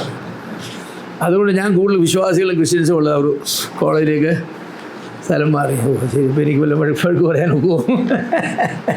ഞാൻ ചോദിച്ചു നീ എങ്ങനെയാണിത് മാറിയത്? കാരണം അഡ്മിഷൻ സമയമൊക്കെ കഴിഞ്ഞ് ഞാൻ യൂണിവേഴ്സിറ്റി പോയി, ഡീനെ കണ്ടു, എൻ്റെ കാര്യം പറഞ്ഞു. അയാൾ പറഞ്ഞു ഒക്കില്ലെന്ന് പറഞ്ഞു. അഡ്മിഷൻ്റെ സമയമെല്ലാം കഴിഞ്ഞു, ഇനി പോയി മിണ്ടുക വേണ്ടെന്ന് പറഞ്ഞു. ഞാൻ അവിടെ തന്നെ നിന്നു വൈകുന്നത് വരെ. സാറ് കയറുമ്പോൾ ഞാൻ കയറും, സാർ ഇറങ്ങുമ്പോൾ ഞാൻ ഉറങ്ങും. അങ്ങനെ വൈകുന്നേരം വരെ ഇറങ്ങി ഒരു 4 മണിയായപ്പോൾ ചോദിച്ചു എന്തോ കേട്ടോന്ന് ചോദിച്ചു. അപ്പോൾ പറഞ്ഞു എനിക്ക് സെൻറ്റ് തോമസ് കോളേജിലേക്ക് അഡ്മിഷൻ ട്രാൻസ്ഫർ വരണം, അതിന് അവിടെ സീറ്റ് ഉണ്ടോ എന്ന് ചോദിച്ചു. അതെനിക്കറിയില്ല, പോയി ചെറു തിരക്കിയിട്ട് വരാൻ പറഞ്ഞു. അപ്പോൾ അവിടെ ചെന്ന് തിരക്കിയപ്പോൾ ഒരു സീറ്റുണ്ട്, അവിടെ നിന്ന് എഴുതി വാങ്ങിച്ചുകൊണ്ട് വരണമെന്ന് പറഞ്ഞു. എഴുതി വാങ്ങിച്ചിട്ട് കൊടുത്തു ട്രാൻസ്ഫർ. അപ്പം ഞാൻ പറഞ്ഞു മോനെ നീ എന്നോട് ട്രാൻസ്ഫർ വാങ്ങിച്ചു തരണമെന്ന് പറഞ്ഞിരുന്നെങ്കിൽ ഇത് സാധിക്കില്ല. എൻ്റെ സ്വഭാവത്തിന് സാറ് ഒരു ട്രാൻസ്ഫർ വേണമല്ലോ, എൻ്റെ സമയം കഴിഞ്ഞെന്ന് പറഞ്ഞാൽ താങ്ക് യു സാർ എന്ന് പറഞ്ഞിട്ട് പാട്ടിന് പോകുന്ന കൂട്ടത്തില്ല. അപ്പം നിന്നെ കൊണ്ട് അത് കഴിയുമെന്ന് മനസ്സിലായി, ജീവിക്കാൻ പഠിച്ചു. ഞാനെന്ത് ചെയ്യുന്നറിയാമോ, ഞാൻ കുറച്ച് കാശ് അവിടുത്തെ തിരുവല്ല ബാങ്കിലിട്ടു, പാസ്ബുക്ക് അവന് കൊടുത്തു, ചെക്ക് ബുക്കും കൊടുത്തിട്ട് പറഞ്ഞു ഇത് കാശ് തീരുമ്പോൾ എന്നോട് ഒന്ന് പറഞ്ഞോളെന്ന് പറഞ്ഞു. ഇനി നിൻ്റെ കാര്യങ്ങൾ നീയാണ് നോക്കുന്നതെന്ന് പറഞ്ഞ് അങ്ങനെ അവന് കൊടുത്തു. അവന് പിന്നെ കാശൊന്നും ചോദിച്ചില്ല. അവന് ഭയങ്കര എൻ്റർപ്രൈസിങ് ആളായതുകൊണ്ട് അവനുള്ള അമ്മാവന്മാരും ബന്ധത്തിൽപ്പെട്ടവരും ഒക്കെ അമേരിക്കയിൽ നിന്ന് കൊണ്ട് കൊടുത്ത പാൻസും ഷർട്ടും എല്ലാം അവരുടെ കോളേജിൽ സെയിലിട്ടു. അപ്പോൾ അതെല്ലാം വന്ന് പിള്ളേർ വാങ്ങിച്ചിട്ട് പോയി. അവനത് ഒരു നല്ല ഷർട്ട് വിറ്റിട്ട് 3 ഷർട്ട് പോയി വേറെ വാങ്ങും. അങ്ങനെ അവന് ഒരു മുറിയൊക്കെ വാടകയ്ക്ക് എടുത്ത് ഒരു 2 പാത്രമൊക്കെ വീട്ടിൽ നിന്ന് കൊണ്ടുപോയി, ഒരു സ്റ്റൗവും കൊണ്ടുപോയി തന്നെ കഞ്ഞി വെച്ച് കുടിച്ച് അവിടെ പോയി. BSc കഴിഞ്ഞ് ഞാൻ ചോദിച്ചിട്ട് നിൻ്റെ പ്ലാൻ എന്താ? എനിക്ക് അമേരിക്കയിൽ പോയി MBA എടുക്കണമെന്ന് പറഞ്ഞു. ഞാൻ പറഞ്ഞു എന്നെക്കൊണ്ട് കാശില്ലെന്ന് പറഞ്ഞു. കാശ് 10 പൈസ വരെയില്ലെന്ന് പറഞ്ഞു. 5 പിള്ളേരുണ്ട്, 5 പേരെ BSc വരെ പഠിപ്പിക്കാനുള്ള പ്ലാനെന്ന് പറഞ്ഞു. അപ്പോൾ അവൻ്റെ നിരാശപ്പെട്ടു പോയി. അപ്പോൾ ഞാൻ പറഞ്ഞു തിരിച്ച് വിളിച്ചു മോനെ വരാൻ പറഞ്ഞു. നീ അഡ്മിഷനും മറ്റെല്ലാ കാര്യങ്ങളും നീ ചെയ്താൽ അങ്ങോട്ടേക്കുള്ള 1 way ടിക്കറ്റ് തരാമെന്ന് പറഞ്ഞു. അതുവരെ ഈ വിഷയത്തെക്കുറിച്ച് മിണ്ടിപ്പോരെന്ന് പറഞ്ഞു. 1 വർഷം കഴിഞ്ഞപ്പോൾ ഒരു ദിവസം വന്ന് പറഞ്ഞു ഡാഡി പ്രോമിസ് ചെയ്ത ടിക്കറ്റ് ഇനി തരാമെന്ന് ചോദിച്ചു. ഞാൻ പറഞ്ഞു എല്ലാം ശരിയായെന്ന് പറഞ്ഞു. 10 പൈസ അവനോട് മുടക്കിയിട്ട് ടിക്കറ്റ് കൊടുത്തതല്ല അതിന്നേ വരെ. അവൻ കല്യാണം കഴിച്ച് അവിടെ ജീവിക്കുന്നു. മകളും അവൾ അമേരിക്കയിൽ ജനിച്ചായതുകൊണ്ട് അവൾ അവിടുത്തെ സിറ്റിസനാണ്. അവൾ പറഞ്ഞു 18 വയസ്സായപ്പോൾ എനിക്ക് അമേരിക്കയിൽ പോകണം എന്ന് പറഞ്ഞു. ശരി നീ പൊക്കോളം പറഞ്ഞു. വണ്ടിക്കൂലിക്ക് കാശ് തന്നേക്കാം, ടിക്കറ്റ് എടുത്ത് തന്നേക്കാം, മറ്റൊന്നും തരികയില്ലെന്ന് പറഞ്ഞു. അവൾക്കൊന്നും കൊടുത്തിട്ടില്ല. അവൾ തന്നെ അവിടെ പോയി ബാങ്കിൽ നിന്ന് ലോൺ അടിച്ചു. എല്ലാ കാര്യങ്ങളും അവൾ തന്നെ ചെയ്തു. അങ്ങനെ പിള്ളേരുടെ ഓരോ കാര്യങ്ങൾ ഞാൻ പറഞ്ഞു. അതിന് പിന്നിലൊരു കാര്യമുണ്ട്. ഞാൻ BSc കഴിഞ്ഞപ്പോൾ അപ്പച്ചൻ എന്നെ അന്ന് റിസൾട്ട് അറിഞ്ഞ ദിവസം അപ്പച്ചൻ എന്നെ കൂട്ടി വാടാ മോനെന്ന് പറഞ്ഞു. എന്തിനാണെന്നും പറഞ്ഞില്ല. ഉടുപ്പെടുത്തിട്ട് വാ ഞാൻ പോയി. അവിടെ തെള്ളിയിലേത്ത് വക്കീലെന്ന് പറഞ്ഞ ഒരാളുണ്ട്. അദ്ദേഹത്തിന് ഒരു സ്കൂളുണ്ട്, സെൻറ്റ് മേരീസ് ഹൈസ്കൂള്, നല്ല സ്കൂളാണ്. വക്കീലിടയ്ക്ക് ചെന്ന് സാറേ ഇതാന്ന മൂത്ത മോനെന്ന് ചോദിച്ചു. അന്ന് വാടാന്ന് പറഞ്ഞ വക്കീൽ എന്നെ വിളിച്ചുകൊണ്ട് പോയി. സ്കൂളിൽ പോയി രജിസ്റ്റർ എടുത്തു, പേരും എഴുതിയിട്ട് ഇവിടെ ഒപ്പിടാൻ പറഞ്ഞു. നീ ഇവിടുത്തെ ടീച്ചറായിട്ട് നിന്നെ പെർമനൻ്റ് അപ്പോയിൻമെൻറ്റാന്ന് പറഞ്ഞു.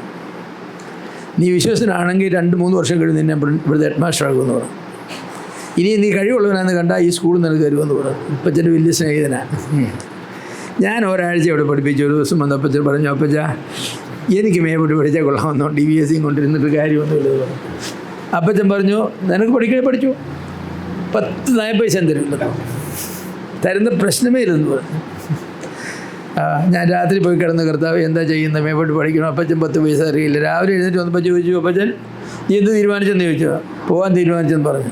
എവിടെയാണ് പോകുമെന്ന് പറഞ്ഞു. ഞാൻ പറഞ്ഞു ഭോപ്പാലിൽ പോയി പഠിക്കാൻ പോകുമെന്ന് പറഞ്ഞു. അപ്പോൾ കൊള്ളാൻ പറഞ്ഞു. 10 പൈസ തരില്ലെന്ന് പറഞ്ഞു. എൻ്റെ 10 പൈസ ഇല്ല താനും.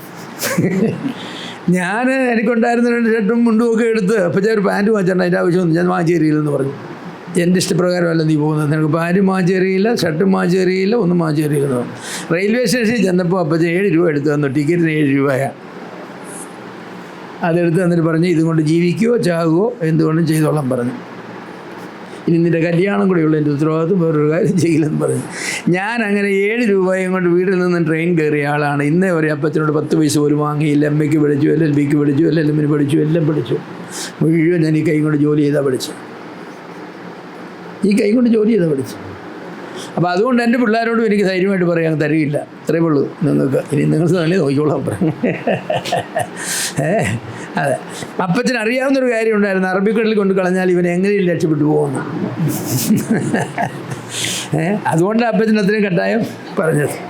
അങ്ങനെ തന്നെ ഞാനവിടെ ചെന്നു, ഒരു 1,500 രൂപ അവരുടെ കടം വാങ്ങിച്ചു. ഞാൻ പറഞ്ഞു 1 വർഷം കഴിഞ്ഞ് തരാമെന്ന് പറഞ്ഞു. പിറ്റേ ദിവസം പോയി എംപ്ലോയ്മെൻറ്റ് എക്സ്ചേഞ്ച് രജിസ്റ്റർ ചെയ്തു. ഒരാഴ്ച കഴിഞ്ഞപ്പോൾ എനിക്കൊരു ജോലി കിട്ടി. അവിടുത്തെ ഞാൻ പഠിച്ച കോളേജിന് തൊട്ടടുത്ത് എന്ന് പറഞ്ഞാൽ ഒരു 100 മീറ്റർ മാത്രം ദൂരെ ഉള്ള SV ഗവൺമെൻറ് പോളിടെക്നിക്കൽ കെമിസ്ട്രിയുടെ ഇൻസ്ട്രക്ടറായിട്ട്. ആ ജോലിയോടുകൂടെ ഞാൻ MA-ക്കും പഠിച്ചു, LLB-ക്കും പഠിച്ചു, 1 വർഷം LLM-നും പഠിച്ചു. ഞാൻ പോരുകയും ചെയ്തു. അപ്പച്ചന് 10 പൈസ അങ്ങോട്ട് കൊടുത്തിട്ടുള്ള ഇങ്ങോട്ട് വാങ്ങിയിട്ടില്ല. അപ്പോൾ ഞാൻ പറഞ്ഞ ദൈവകൃപയുണ്ടെങ്കിൽ സഹോദരന്മാരെ നമുക്ക് ജീവിക്കാൻ കഴിയും, ദൈവകൃപയുണ്ടെങ്കിൽ. ഇതൊക്കെ പഠിച്ചതുകൊണ്ട് കർത്താവിൻ്റെ വേലയ്ക്ക് വേണ്ടി പോകുന്നപ്പോഴും എനിക്കൊരു ധൈര്യമുണ്ട്. എന്താണ്? കർത്താവ് നടത്തും. ഇത്രയും കാലം നടത്തിയല്ലോ, ഇനിയും നടത്തും. അപ്പം നമ്മുടെ പിള്ളേരെയൊക്കെ സ്പോയിൽ ചെയ്യുക, പിള്ളേരെയൊക്കെ നമ്മൾ സ്പോയിൽ ചെയ്യുക. അവരെ കൊണ്ട് ജോലി ചെയ്യിക്കുകയായിട്ട്, അധ്വാനിപ്പിക്കുകയായിട്ട്, ഉത്തരവാദിത്വ ബോധം കൊടുക്കുകയായിട്ട് ഒന്നും ചെയ്യില്ല. നിങ്ങളങ്ങനെ ചെയ്യരുത്. നിങ്ങളുടെ മക്കളെ കൊണ്ട് നിങ്ങൾ എന്ത് ചെയ്യണം? ബേസിക് എഡ്യൂക്കേഷൻ കൊടുക്കണം. അന്നത്തെ കാലത്ത് ബേസിക് എഡ്യൂക്കേഷൻ എനിക്ക് ജോലി വാങ്ങിച്ചു തന്നല്ലോ, പിന്നെ പരാതി പറയാൻ എടുക്കും. നിനക്ക് ഞാൻ ജോലി വാങ്ങിച്ചു തന്നു. അപ്പോൾ കർത്താവിൻ്റെ കൃപ ഈ വിഷയങ്ങൾ എനിക്ക് ധാരാളം ഉണ്ടായിരുന്നു എന്ന് ഞാൻ നിങ്ങളോട് പറയട്ടെ. ഇനി ഞാൻ നാട്ടിലേക്ക് വന്നത് എന്തിനാണെന്ന് ചോദിച്ചാൽ പറഞ്ഞല്ലോ, വേലക്കാരെ എഴുന്നേൽപ്പിക്കണമെന്നുള്ള ആഗ്രഹത്തിലാണ് വന്നത്. ആത്മാക്കൾ തീർച്ചയായിട്ടും ഇല്ലാതെ വേലക്കാരുണ്ടാവില്ലല്ലോ. അതുകൊണ്ട് വേലയ്ക്ക് വേണ്ടി വേലക്കാരെ വേണം. അതുപോലെ ശിഷ്യത്വം, കർത്താവിൻ്റെ പരിപാടിയാണ് ശിഷ്യത്വം, സഭ, പരിശുദ്ധാത്മാവ്, കുടുംബം. ഈ 4 വിഷയങ്ങൾക്ക് ഊന്നൽ കൊടുത്തുകൊണ്ടാണ് ഞാൻ എൻ്റെ ശുശ്രൂഷകളെല്ലാം ചെയ്തത്. എഫേസ്യർ 4:11 അതിൽ പ്രത്യേകം സഭയുള്ള ബന്ധത്തിൽ ശ്രദ്ധിക്കേണ്ട ഒരു വലിയ വിഷയമാണ്. എൻ്റെ ചില പരാജയ മേഖലകളെ ഞാൻ നിങ്ങളോട് ആത്മാർത്ഥമായിട്ട് ഏറ്റു പറയാം. ഒന്നാമത്, എനിക്ക് ആഗ്രഹിച്ച പ്രകാരം ശിഷ്യന്മാരെ ഉണ്ടാക്കുവാൻ കഴിഞ്ഞിട്ടില്ല. കുറച്ച് പേരൊക്കെ ശിഷ്യപ്പെടുത്തിയെങ്കിൽ ഞാൻ ആഗ്രഹിച്ച പ്രകാരം കഴിഞ്ഞിട്ടില്ല. 2, സഭകളിൽ മൂപ്പന്മാരെ നിയമിക്കുന്നതിൽ കുറവ് വന്നിട്ടുണ്ട്. അതെ. 3, വേലയ്ക്കായി ആളുകളെ കൊണ്ടുവരുന്നതിൽ ആഗ്രഹിച്ചത്ര വിജയിച്ചിട്ടില്ല. ഒരു 1,250 വേലക്കാരെങ്കിലും ഉണ്ടായിട്ട് മരിക്കണമെന്നുള്ള ആഗ്രഹമാണ്. ഇപ്പോൾ എത്ര വേലക്കാരുണ്ടായത്? എല്ലാം കൂടെ 90 വേലക്കാരേ ആയിട്ടുള്ളൂ. ഇനിയിപ്പോൾ 250 ആഗ്രഹം സാധിക്കുമെന്ന് എനിക്കില്ല. അത് ഇനിയിപ്പം മറ്റ് സഹോദരന്മാരുണ്ടല്ലോ, അവരെല്ലാവരും കൂടുതൽ ആളുകളെ വേലയ്ക്ക് വേണ്ടി കൊണ്ടുവരട്ടെ. വടക്കേ ഇന്ത്യയിലേക്ക് കടന്നുപോയി പ്രവർത്തിക്കണമെന്ന് കൂടുതൽ ആഗ്രഹം ഉണ്ടായിരുന്നു. എന്നാൽ വടക്കേ ഇന്ത്യയിലേക്ക് ഞാൻ പോയാൽ വേലക്കാരെ അവിടെ നിന്ന് എഴുന്നേൽപ്പിക്കുന്ന കാര്യം പ്രയാസമാണ്. North India is an end in itself, it will not be a means എന്നെനിക്ക് നേരത്തെ അറിയാം. ഞാൻ അമേരിക്കയിൽ നിന്ന് പോന്നപ്പോൾ എൻ്റെ അങ്കിള് അന്ന് ആഗ്രയിൽ വേല ചെയ്യുകയാണ്. അങ്കിൾ പറഞ്ഞു, എടാ നീ ആഗ്രയിലോ UP എവിടെയെങ്കിലും വന്ന് വേല ചെയ്യുമെന്ന് പറഞ്ഞു. അപ്പം ഞാൻ പറഞ്ഞു, ഇല്ല, ഞാൻ അങ്ങോട്ട് ഇപ്പോൾ വരുന്നില്ല, എനിക്ക് വേലക്കാരെ എഴുന്നേൽപ്പിക്കണം, അവരെ കേരളത്തിൽ നിന്നേ കിട്ടത്തുള്ളൂ. അപ്പോൾ എൻ്റെ അങ്കിൾ അവിടെ വർഷങ്ങൾ പ്രവർത്തിച്ചിട്ട് ഒരു വേലക്കാരനെ എഴുന്നേൽപ്പിക്കാൻ കഴിഞ്ഞിട്ടില്ല. ഒരു സഭയുണ്ട്, അത്രേ ഉള്ളൂ. 1 3 സഭകളൊക്കെ ഉണ്ട്, അതേ ഉള്ളൂ. അതുകൊണ്ട് എനിക്ക് വേലക്കാർ വേണം. വേലക്കാരുണ്ടെങ്കിലേ സഭകളും വേലയും നടക്കും. അതുകൊണ്ട് ഞാൻ കേരളത്തിലേക്ക് വന്നു. അപ്പം അവിടേക്ക് പോകാനായിട്ട് സാധിച്ചില്ല. 4 തലമുറകളെ ഒരേ സമയം ഒരുക്കുക എന്നതാണ് ദൈവിക പരിപാടി എന്ന് ഞാൻ ബൈബിൾ വായിച്ചപ്പോൾ മനസ്സിലാക്കിയിട്ടുണ്ട്. 3-ാമത്തെ തലമുറ വരെ അവരെ സ്വാധീനിക്കാനിടയായി. 4-ാമത്തെ തലമുറയിലേക്ക് ഉള്ള ആളുകളാണ് ഇനിയിപ്പോൾ ജനിച്ചു വരുന്നത്. അവരെ എനിക്ക് സ്വാധീനിക്കാനും ശിഷ്യപ്പെടുത്താനും അവസരം കിട്ടുമോ എന്ന് എനിക്കറിയില്ല. ഒരു 20 വർഷം കൂടി ജീവിച്ചെങ്കിൽ മാത്രമേ 4-ാമത്തെ തലമുറയെ ശിഷ്യപ്പെടുത്താനായിട്ട് കഴിയൂ. എനിക്ക് 80 വയസ്സ് കഴിഞ്ഞ് 83 ഇനി 20 എന്ന് പറഞ്ഞാൽ 100 വയസ്സ് വരെ ഞാൻ ജീവിക്കണം. ജീവിച്ചാലും എന്നെക്കൂടെ എന്തെങ്കിലും ചെയ്യാൻ സാധിക്കുമെന്ന് എനിക്ക് വലിയ തോന്നലില്ല. അങ്ങനെ ഒരു ആഗ്രഹവും എൻ്റെ മനസ്സിൽ ഉണ്ടായിട്ടില്ല. പിന്നെ എഫേസ്യർ 4:11 തുടങ്ങി 16 വരെയുള്ള വേദഭാഗം കൂടുതൽ ശക്തമായി പഠിപ്പിക്കുകയും പ്രയോഗവൽക്കരിക്കുകയും ചെയ്യണമെന്നുള്ള ആഗ്രഹം ഉണ്ടായിരുന്നു. എന്നാൽ ഞാൻ വിചാരിച്ചതുപോലുള്ള സ്വീകരണം അതിന് കിട്ടിയില്ല എന്നുള്ളത് കൊണ്ട് ഒരു പക്ഷേ ക്രമേണ അത് കൂടുതൽ ആളുകൾ സ്വീകരിക്കും എന്ന് ഞാൻ തീർച്ചയായിട്ടും വിശ്വസിക്കുന്നു. അതെ, ഇത് എൻ്റെ പരാജയത്തിൻ്റെ മേഖലകളാണ്. ഞാൻ ദൈവത്തോടെ പ്രാർത്ഥിക്കുന്ന ചില പ്രാർത്ഥനകളുണ്ട്. ഒന്ന്, എന്നെ ധനവാനാക്കരുത്. അത് ഞാൻ എന്നും പ്രാർത്ഥിക്കും. ഓരോ ദിവസത്തേക്ക് ആവശ്യമുള്ളത് നൽകി അവിടുന്ന് പോഷിപ്പിച്ചാൽ മതി. നാളത്തേക്ക് ഞാൻ നിന്നിൽ ആശ്രയിച്ച് ജീവിക്കട്ടെ, എനിക്ക് പണമുണ്ട് എന്ന് പറഞ്ഞ് ജീവിക്കാനിടയാകരുത്. 2-ാമത് എൻ്റെ പ്രാർത്ഥന, എന്നെ പ്രശസ്തനാക്കരുത്. ലോക്കൽ ചർച്ചിൽ മാത്രം അറിയപ്പെടുന്നവരായി ഞാൻ തീരണം. അതിന് വെളിയിലുള്ള ബ്രദർമാരുടെ ഇടയിലോ വേറെ ഒരു സഭയിലോ ക്രിസ്ത്യ കോളേജോ എനിക്കറിയണ്ട. കാരണം ഫെയിം എന്ന് പറയുന്നത് ഡൈം പോലെ തന്നെ ഡേഞ്ചറസ് ആയിട്ടൊരു കാര്യമാണ്. അതുകൊണ്ട് പ്രശസ്തി പണത്തെ പോലെയും പെണ്ണിനെ പോലെയും ആപൽകരമായ ഒന്നാണ്. അതുകൊണ്ട് നീ എന്നെ ഒരു പ്രശസ്തനാക്കരുത് എന്ന് നമ്മുടെ ചർച്ചകൾക്ക് വെളിയിൽ ഞാൻ അറിയപ്പെടുന്നില്ല. അല്ല, എൻ്റെ ബന്ധത്തിൽപ്പെട്ടവർക്ക് അറിയാമെങ്കിലേ ഉള്ളൂ. മൂന്നാമത് ഞാൻ പ്രാർത്ഥിച്ചത് പാപത്തിൽ വീഴാതെ നീ എന്നെ രക്ഷിക്കണം. ഒരിക്കലും പാപത്തിൽ വീഴരുത് എന്ന് മാത്രമല്ല, ഞാൻ പാപം ചെയ്ത് എൻ്റെ കുടുംബത്തിനും സഭയ്ക്കും കർത്താവിൻ്റെ നാമത്തിനും വേലയ്ക്കും അപമാനം വരും എന്നറിയുന്നെങ്കിൽ അങ്ങനെ ഒരു പാപം ഞാൻ ചെയ്യുന്നതിന് ഒരു 3 മാസമെങ്കിലും മുമ്പ് നീ എന്നെ സ്വർഗത്തിലേക്ക് എടുക്കണം. അത് ഞാൻ എന്നും പ്രാർത്ഥിക്കുന്ന പ്രാർത്ഥനയാണ്. പാപം ചെയ്ത് മനസാക്ഷി കേടായി ദൈവത്തിന് കൊള്ളാത്തവനായിട്ട് ഈ ലോകത്ത് ഒരു ദിവസം പോലും ജീവിക്കാൻ നീ എന്നെ അനുവദിക്കരുത് എന്ന് ഞാൻ പ്രാർത്ഥിക്കും. പിന്നെ വിനയവും സൗമ്യതയും നീ എന്നെ പഠിപ്പിക്കണം. ഇത് ഞാൻ എന്നും പ്രാർത്ഥിക്കുന്ന പ്രാർത്ഥനകളാണ്. അതെ, പിന്നെ ദൈവത്തോട് ഞാൻ രക്ഷിക്കപ്പെട്ട നാൾ മുതൽ, സ്നാനപ്പെട്ട നാൾ മുതൽ പ്രാർത്ഥിക്കുന്ന ഒരു പ്രാർത്ഥനയാണ്, make me a great man of God and make my family a great family of God. അത് ഞാൻ എന്നും ദൈവത്തോട് പ്രാർത്ഥിക്കും. Make me a man of the word, ദൈവവചനത്തിൻ്റെ ഒരു മനുഷ്യനാക്കി എന്നെ തീർക്കണം. Make me a man of prayer, ഒരു പ്രാർത്ഥനാ മനുഷ്യനാക്കി എന്നെ തീർക്കണം. അതെ, make me a man of giving, ദൈവവേലയ്ക്ക് വേണ്ടി കൊടുക്കുന്ന ഒരു മനുഷ്യനാക്കി നീ എന്നെ തീർക്കണം. ഇത്രയും കാര്യങ്ങൾ ഞാൻ ദൈവത്തോട് നിരന്തരമായി പ്രാർത്ഥിക്കും. ഈ വയസ്സുന്ന കാലത്തും ഇപ്പോഴും പ്രാർത്ഥിക്കും. എല്ലാ ദിവസവും പ്രാർത്ഥിക്കുന്ന പ്രാർത്ഥനകളാണ്. ഈ പ്രാർത്ഥനകൾ കർത്താവ് കേൾക്കട്ടെ. എന്നെ ഈ വർഷമെല്ലാം വേലയ്ക്ക് വേണ്ടി അയച്ചത് അമേരിക്കയിലുള്ള ബദനി ബൈബിൾ ചാപ്പൽ എന്ന് പറയുന്ന സഭയാണ്. ആ സഭയുടെ ആദ്യകാല എൽഡേഴ്സിൽ ഒരാളായിരുന്നു ഞാൻ. അതിനുശേഷം വേറെ എൽഡേഴ്സിനെ അവിടെ റേസ് ചെയ്തു. ഇന്ന് അവിടുത്തെ എൽഡേഴ്സിൽ ഒരാളാണ് ബെൻ സ്ക്രിപ്റ്റർ. അതുപോലെ ഗാസി എന്ന് പറയുന്നതായിരിക്കുന്ന ആൾ, അദ്ദേഹം അവിടുത്തെ എൽഡറാണ്. അപ്പോൾ അവരുടെ നിരന്തരമായ പ്രാർത്ഥനയും സഹായവും തീർച്ചയായിട്ടും എനിക്ക് വേലയിൽ വലിയ ഒരു ഉത്തേജനമായിട്ട് തീർന്നിട്ടുണ്ട്. അവരെ ഓർത്ത് ഞാൻ തീർച്ചയായിട്ടും ദൈവത്തെ സ്തുതിക്കുന്നു. സമാധാനത്തോട് കർത്താവിൻ്റെ സന്നിധിയിലേക്ക് ചേർക്കപ്പെടണം. എപ്പോഴാണ്, ഏത് സമയത്ത് പോകാൻ ഞാൻ തയ്യാറാണ്. 83 വയസ്സായി. അത്രയൊക്കെ ജീവിക്കാനേ ഞാൻ ആഗ്രഹിച്ചുള്ളൂ. ഇനിയും ജീവിക്കുന്നെങ്കിൽ അത് കർത്താവ് തരുന്ന ബോണസ് വർഷങ്ങളാണ്. വർഷം അനുവദിച്ചാൽ എനിക്ക് ചെയ്യാവുന്നത് ഞാൻ ചെയ്യും. ഇപ്പോഴും ആഴ്ചയിൽ ഒരു ദിവസം സുവിശേഷ വേലയ്ക്ക് വേണ്ടി ഞാൻ പോകുന്നുണ്ട്. മലകളും മുതലും ഒക്കെ താണ്ടി വയ്യായെങ്കിലും ഞാൻ സഹോദരന്മാരുടെ കൂടെ സുവിശേഷ വേലയ്ക്ക് പോകും. മരിക്കുന്നതുവരെയും സുവിശേഷം പറയണം എന്നെനിക്ക് ആഗ്രഹമുണ്ട്. എൻ്റെ അപ്പച്ചന് ക്യാൻസറൊക്കെ ആയി തീരെ അങ്ങ് ക്ഷീണമായി മരണത്തോടടുത്തിരിക്കുന്ന സമയത്ത് എന്നെ ഒരു ദിവസം വിളിച്ചു, മോനെ ഇഞ്ഞു വന്നേ. ഞാൻ ചോദിച്ചാൽ എന്താ അപ്പച്ച? എടാ, എൻ്റെ കൈക്ക് പിടിച്ച് എന്നെ ഈ വീടുകളിലൊക്കെ ഒന്ന് കൊണ്ടുപോകാം, എനിക്ക് സുവിശേഷം പറയണമെന്ന് പറഞ്ഞു. അപ്പച്ചൻ ഒരുപാട് സുവിശേഷം പറയുന്ന ആളാണ്. എൻ്റെ ഒരു ദുഃഖമെന്ന് പറഞ്ഞാൽ അന്ന് ഞാനത് ചെയ്തില്ലല്ലോ. ഞാൻ പറഞ്ഞ അപ്പച്ചൻ ജീവിതകാലം മുഴുവൻ സുവിശേഷം പറഞ്ഞു. ഇപ്പോൾ അപ്പച്ചന് വയ്യ, നടക്കാനും വയ്യ, ഒന്നിനും വയ്യ. ഞാൻ ഈ വയ്യാത്ത അപ്പച്ചനെയും കൊണ്ട് ഈ വീടുകളിലൊക്കെ എങ്ങനെയാണ് വലിച്ചുകൊണ്ട് പോകുന്നതുകൊണ്ട് ഞാൻ പോയില്ല. പക്ഷേ എനിക്കതൊന്നും ഒരു വേദനയാണ്. എൻ്റെ അപ്പച്ചൻ മരിക്കുന്നതിന് മുമ്പ് സുവിശേഷം പറയാൻ എന്നെ കൊണ്ടുപോകണമെന്ന് പറഞ്ഞിട്ട് എനിക്ക് സാധിച്ചില്ലല്ലോ എന്നൊരു ദുഃഖം എൻ്റെ മനസ്സിലുണ്ടെങ്കിലും ദൈവം അതറിയുന്നു.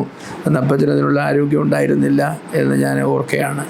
എൻ്റെയും ജീവിതത്തിൻ്റെ അവസാനം വരെ സുവിശേഷ വേല ചെയ്യണം. ചില ആൾ ചോദിക്കും, ബ്രദറായി 83 വയസ്സായപ്പം കർത്തന് ഞാൻ ഇപ്പോഴല്ലേ പിന്നെ എപ്പോഴാണ് പോകുന്നത്? ഇപ്പോഴല്ലേ ഇനി ഞാൻ എപ്പോഴാണ് പോകുന്നത്? ഈ 83 പോയില്ല, എപ്പോഴാണ് പോകുന്നത്? എൻ്റെ മക്കൾ പറയും, ഡാഡി ഇനിയിപ്പോൾ യാത്രയൊക്കെ കുറയ്ക്കണം, എവിടെയെങ്കിലും പോയി കിടന്ന് ചത്തിട്ട് വന്നാൽ ഞങ്ങൾക്കും പ്രയാസം, ഡാഡിക്കും പ്രയാസം. ഞാൻ പറയടാ, ഇപ്പോൾ പോയില്ല ഇനി ഞാൻ എപ്പോഴാണ് പോകുന്നത്? അതുകൊണ്ട് മരിക്കുന്നത് വരെയും കർത്താവിൻ്റെ വേലയിൽ തന്നെ ആയിരിക്കുക. ഡൈ ഇൻ ഹാർനസ് എന്ന് പറയും. അതെ, യുദ്ധക്കളത്തിൽ കുതിരകൾ ചാകുമ്പോൾ പറയും ഡൈഡ് ഇൻ ഹാർനസ്. അല്ലെങ്കിൽ ഭാരത്തിൻ്റെ കീഴെ വണ്ടിയിൽ തന്നെ കുതിര ചാകുമ്പോൾ പറയും ഡൈഡ് ഇൻ ഹാർനസ് എന്ന് പറയും. ഇത്രത്തോളം കാലം കർത്താവിനെ സ്നേഹിക്കാനും സേവിക്കാനും ഞങ്ങൾക്കിടയായി. കുറവുകൾ ഞാൻ പറഞ്ഞ പോലെ ഒരുപാടുണ്ടായിട്ടുണ്ട്.